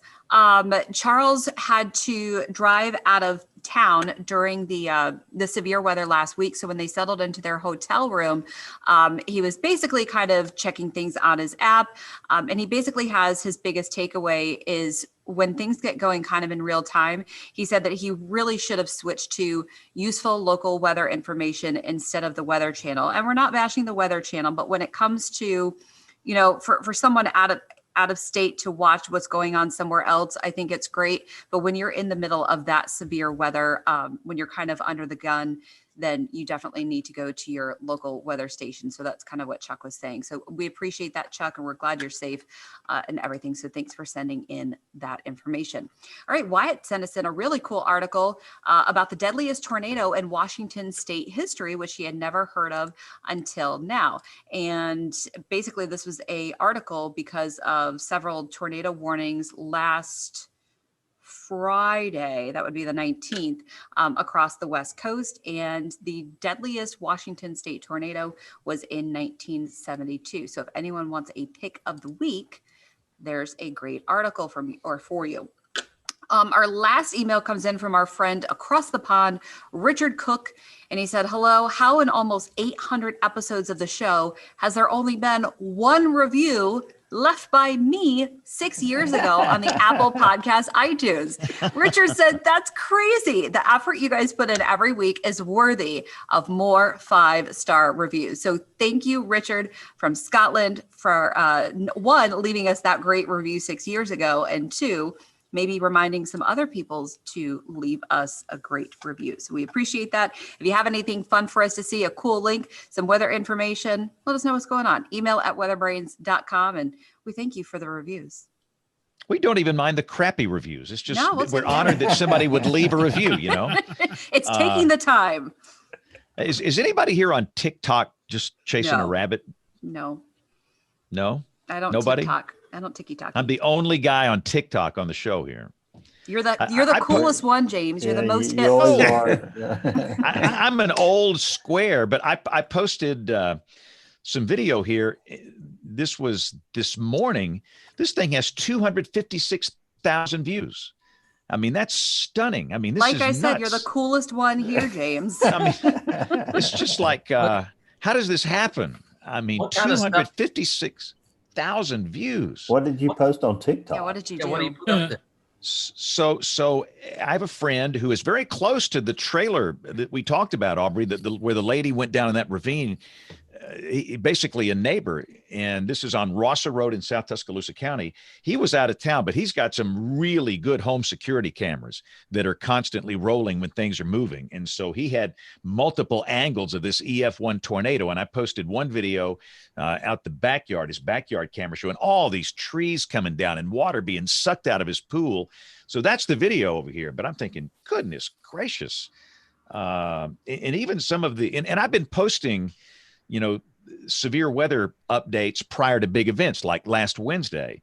And these things are doing 30 to 40,000 views. And so the reason I'm here, and I've said this before, to reach a, 16, 17, 18-year-old, this is where they are. And if I have to go to this platform to do that, I'll go to that platform. And I looked at that video, I'm thinking, goodness gracious. So, and I'm wondering how many television meteorologists are on TikTok. I know that the guy in New Orleans is. He made the funny video about the haters, and but other than that, I don't know. So just very interesting. So having said that, let's shift over to weather roundup, and we have another storm system. Bill, Bill, where are you? You're in. I'm in Virginia, so I'm going to miss this one. Virginia. I'm in Virginia. Bill, are you coming to visit? I don't know if I can fit it in, Aubrey. Yeah. Are you closer to Aubrey or to me? Well, I am closer to Aubrey by interstate because we chose to come up 81. But we drove off and did the Skyline Drive thing today, and that was really beautiful. And they're not kidding about the Blue Ridge being closed, Aubrey. It's closed about every 3 miles. So we dug over and there were a couple of good ice events that we had that I think probably took down a lot of trees and a lot of branches and things like that. Unfortunately, our trip back will probably carry us through there on Thursday night. But if you got any availability, we'll see what we could. I could probably swing a dinner if you guys are through. Awesome, but so that's where we are. with Kim being out and with Troy being out, I am the westernmost guy on the show here. Well, Bruce, you're in It's not Kansas very City. west. Well, you got Marty. He can give you Colorado, and Bruce. Yes, can that's give true. you Marty's. Kansas. I'm right. I'm just thinking of the regulars. Bruce is in Kansas City. Marty's in Colorado. Marty, what's the weather like this week? You had any snow today? Looks like some folks did. Yeah, we got about 6 inches this morning. We're in March. It's a procession of regular March storms. Our nice spring weather, and followed by a bit of snow, is your procession of tornadic forming storms. And so we're in that pattern, it looks like, pretty solidly for the next few weeks. And David, down there in New Orleans, looks like you're under a flash flood watch. It's spring. That happens down here. Yeah, the sequence of events, I think, for us here in the Deep South, we'll have a couple of rounds of rain and then maybe a severe weather event Thursday and Thursday night that we'll have to watch for. In fact, we're back on this stinking daylight saving time. So the models come out an hour later. So for the first, I kid you not, for the first 4 days, I thought something was wrong with the Euro. And I'm like, gosh, it must be delayed. And it totally slipped my mind. And I'm like, oh, you idiot. It's daylight saving time. It took me 4 days to figure it out. I think weather people are the only standard time fans in the world. Everybody else wants to just stay on, daylight saving time. I'll still take daylight saving time. I'd be willing to bet Tony Rice likes standard time too, because solar noon means nothing in daylight saving. Exactly. So just wrong. If you like daylight saving time, you're just admitting that you enjoy lying to yourself about what time it is. But we'll get within 60 hours and we'll get the, convection allowing models tomorrow. Take a look at this thing on Thursday, but it's going to be another active week. Bruce, all this is kind of passing south of you, isn't it? The severe weather stuff. Yeah, but we had a lot of rain this past week. It's about 3 days of almost continuous rain. And it's amazing. Within about 24 hours, the grass just went like that. And now it's green. And I hear the sound of lawnmowers. Mm-hmm. Tis the season. All right. Well, I have to escape over to Studio A because it is 10 minutes until 10 Central Time, and I've got to, I can't wear this on smell-o-vision. So, but real quick, I was going to share my pick of the week, Bill. I got a chance to speak at the Rocket City Weather Fest. You ever heard of that one? Oh, yeah. It's a big event in Huntsville every year. Right. An event in Huntsville, and it was virtual this year. So I did it sitting in my house Saturday morning at 10 o'clock. And the talk was April 27th, 2011, 10 years later, what have we learned? Bob Barron did a talk. There are a lot of other really good talks. So anyway, that'll be my pick, the Rocket City Weather Fest. You can go back and look at all the different videos and talks. So having said that, Bill, the floor belongs to you, sir. Thank you. And of course, the Weather Roundup is brought to you by Tim Vasquez and his outstanding books and software and things that he does. And he does something called Forecast Lab on YouTube. And if you're interested in weather, it's a great 20, 30-minute primer every Monday through Friday on all the weather systems that are going on around the country and internationally in some cases. So if you're interested, it's a great place to really dig in and see forecasting being done in person. So check out Tim Vasquez and Forecast Lab. So it's time for picks of the week. I don't know if I warned my guests properly, but I'm sure they can come up with something as we go. Aubrey, I'll go to you first here since you're probably pressed for time the most of all. Getting ready for the next show. All right, so mine is from Mid-Atlantic ChaserCon. So a bit of a organization that I am a part of. We had to go virtual last year, still with some really great presentations.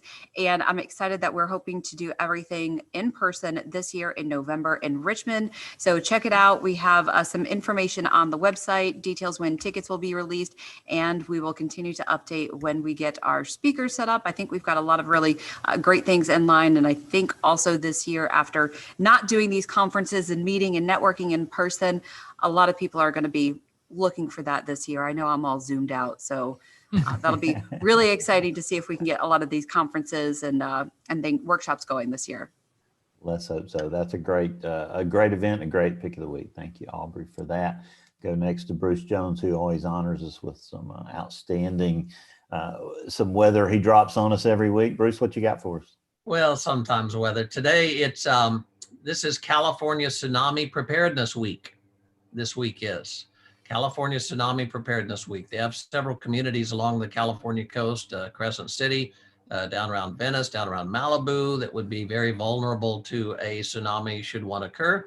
And the NOAA Weather Radios alert for tsunami watch and tsunami warning. So they're part of the tsunami warning system on the West Coast and the Pacific Islands of the United States. So it is California Tsunami Preparedness Week, and their webpage is the tsunamizone.org, tsunamizone.org. I saw the city or the town of Manzanitas, Oregon, I think is what I saw. It's one of the great beach towns to move to, but it's like crammed right up against the mountains. Bruce, I hope they've got a good way to get out of there if they ever have a tsunami, because they're going to be in a world of hurt. Yep. If the earth starts shaking, you start running uphill as fast as you can.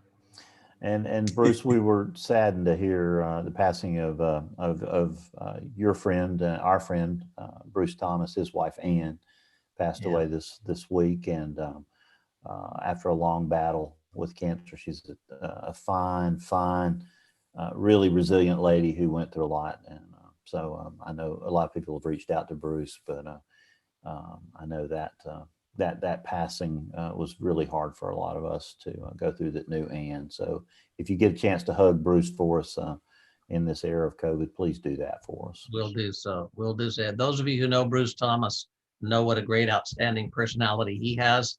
His wife Ann was that to another degree.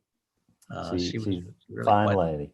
Quite a fine lady. Yeah. And fine daughters too. So great family. Nate Johnson, what you got for us, sir? Free money. Everybody likes free money.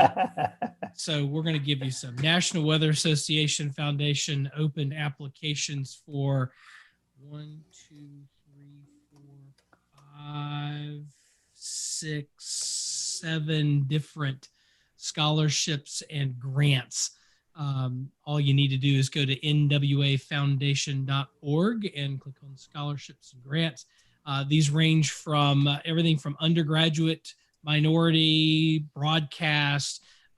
There's some good stuff here. And if you are looking to do weather as a career, if you're looking to study it, or if you're looking to attend meetings and need a little bit of funding help, or if you're looking to maybe buy a tornado simulator for a classroom, all of those things. That's right. That would be a great potential grant. That right there. So you go there and apply, and most of these are open until the last full week of May of this year, and we encourage everybody to go and apply for that. And hopefully we'll set some folks up with some well-deserved scholarship and grant money by the time we get to the summer months. And you'd be surprised, as you know, Nate, that a lot of these scholarships don't have a tremendous amount of applications, or the competition is not as great as you would think. So you need to go for it. That's right. What is it that you have to enter to win? Yeah, don't shoot. Answers you don't always score. No if you don't ask. All of that stuff applies here. So if you want a shot, feel free to go in and do that and apply, and encourage everybody, to go and do that. And appreciate all the folks that help the NWA Foundation be able to offer these scholarships through donations, including our sponsorship from Midland. A portion of that goes to the NWA Foundation, and we appreciate that. A portion of our scholarship from the AMS goes to the NWA Foundation. So we appreciate that very, very much. Thank you, Nate, for saying that. Marty, I've kind of been stalling here a little bit for you, but I doubt you're hard pressed to come up with a pick for us. I first of all, I want to go up a little bit of a deal here on Weatherflow for a Tempest device. So a $50 off coupon. You go to weatherflow.com, use the code WeatherBrains, get yourself $50 off. So that's not really a pick of the week, but it's something. Pretty good though. They'll be flying off the shelves in Alabama before you know it, Marty. Watching your show a lot in the past, my pick of the week is something that I come from a sailing background as a kid, and I've been watching the America's Cup, which has been sailed in New Zealand, which has been COVID free, and they're sailing 75-foot hydrofoiling monohulls, and these things fly. And they do 4 times the wind speed.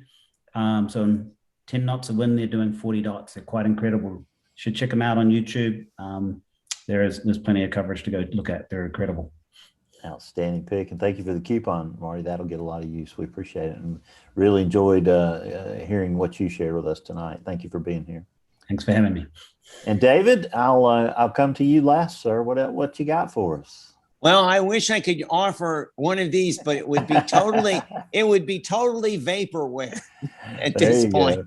Just everybody send David $50 and he'll start making these things again. No, I really need more ideas on production than I need money at this point. But seriously, I want to dovetail with what Nate said, in the sense that you never can tell who is going to really show an interest and aptitude in weather. I teach a basic undergraduate course at Liberty University.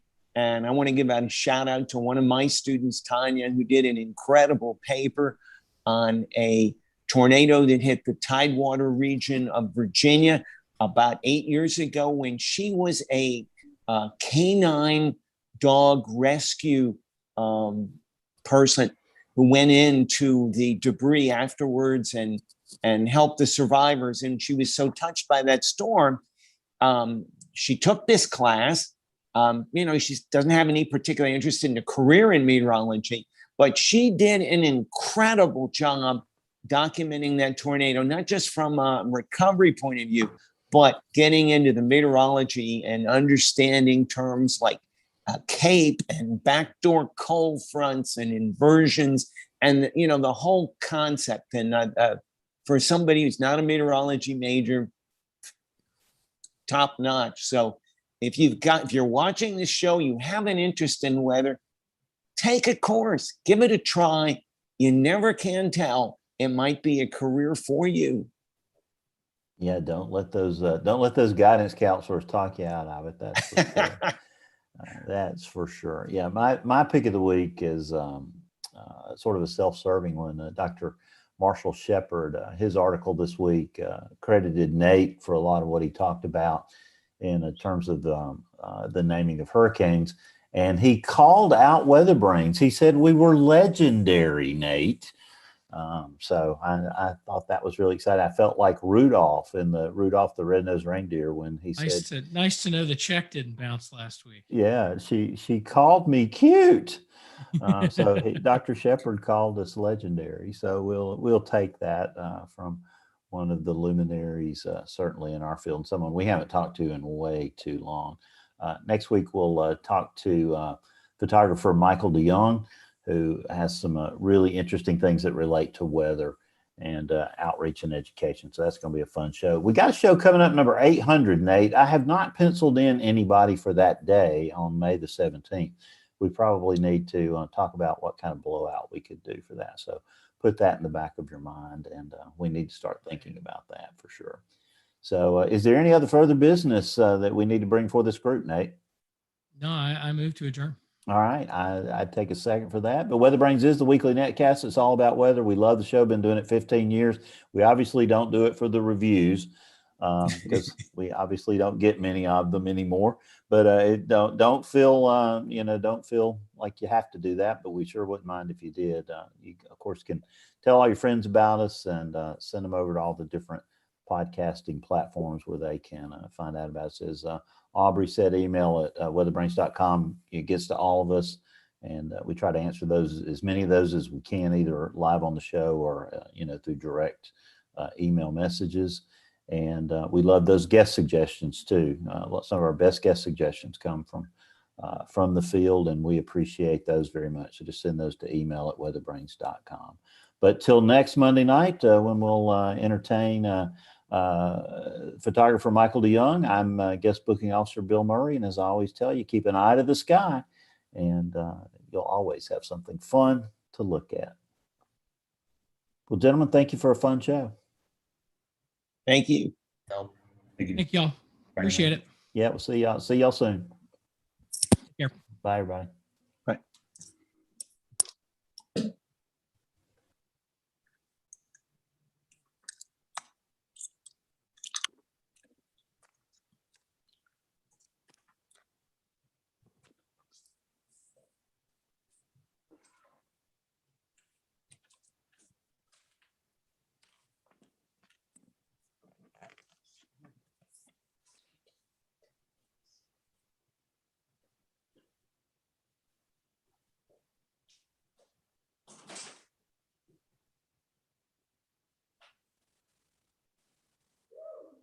They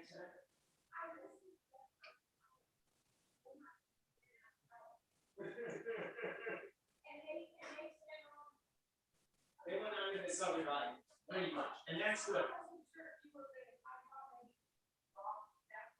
Yeah, I didn't do a lot in the whole second hour, but I heard the first hour, it was good. They were very deferring to you, as he said, well, we're here to promote you, or something like that. And they expressed a lot of, the guy, who was the other guy? I mean, I don't know which. Bill Murray, I have no idea his background. So, because He is, he was the one who did most of the interviewing. yeah. And he mentioned your background, all kinds of things. I didn't even know you had some of that in there. Yeah. Clearly was. He clearly spent a lot of time looking at my research, background. Yeah. Go ahead. Very good. Did it go as well as you hoped? Pretty well. I think James asked the tough question about my website, and I don't know whether you were I around heard them ask you about what. this, the fluff and hype and what I meant by all that. And, Yes. and so Yes. I gave him some specifics in the hurricane realm and whatnot. Yeah. The end, I think he kind of thought my answer had some validity because he said, "Are you planning to be the next Nance Roberts? Come on, you're only 69. That's new, Yeah, I heard him say that. Come on now. Yes, you can do it. So back at your jokes. I thought that went pretty well. I thought it seemed like a joke. I think they're certainly very interested in the device. I think it's kind of interesting. One guy says, we've seen those, but we never really stopped to think about it. And you expressed all kinds of ways. and I didn't, there were other things maybe you were going to stop and do it, but you didn't. Well, I didn't because I didn't want to take the time and have to readjust and rumble around. And it would take an added 10 minutes. Yeah, and that was. And I just don't. And then he said, describe this because a lot of the people are just listening. And I said, you know what? I better not do any of that. Right. Too. Yes. So all things considered, describe it. Yeah. I thought it was a great group to present this to. Oh, yeah. Very good. They give you a lot of time. I didn't surprise. They just glommed onto me and kept going. I figured with this other guy with a PhD and everything, and he was an interesting guy. He's a guy that I've got a background a lot like him. Now the other guy didn't. Yeah, because he's with a company called Weatherflow, and he has done statistical stuff. He's done weather station stuff. So he's done. He was very much and he asked a question about buoys that was very perceptive, and I didn't give him the best of answers, but somebody did ask about buoys. Yes. So at any rate. Very good. Yay.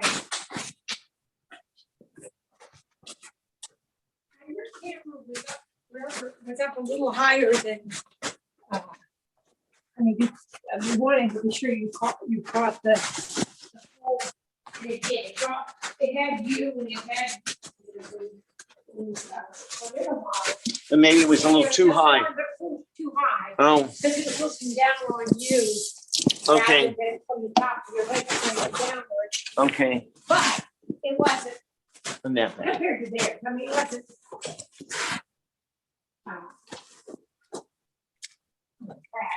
It just wasn't perfect. But then they got their TV.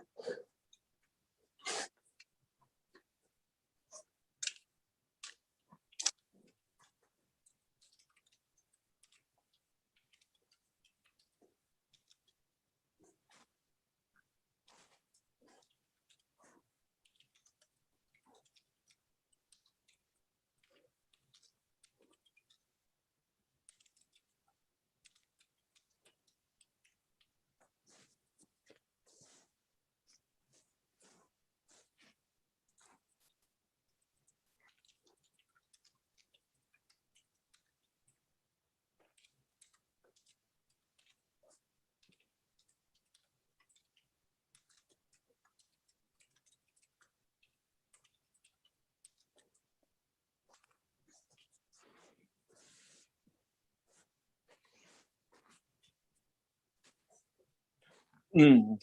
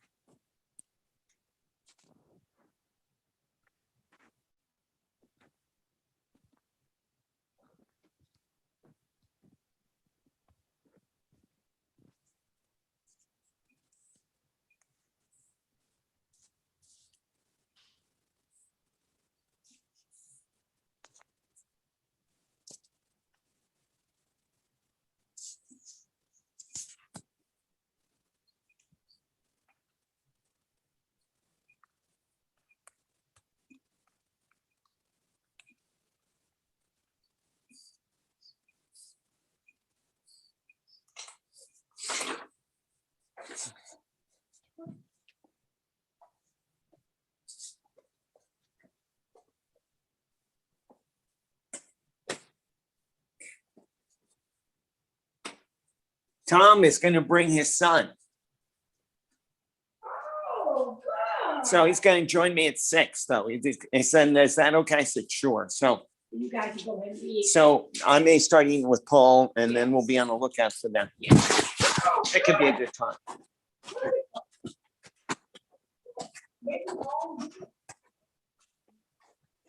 Who knows?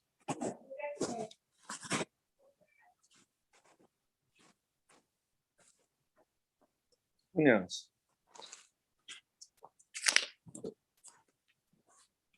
Well, interesting.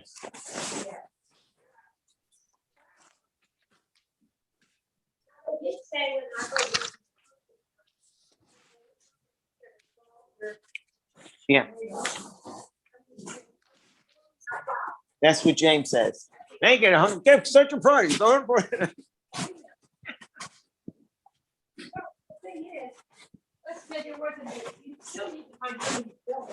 Yeah. Oh, yeah. And this is really a process, you know. So I'm going to need some help. I'm going to need some ideas. I'm going to need. But I think this, this could be a God thing again. Now, you mentioned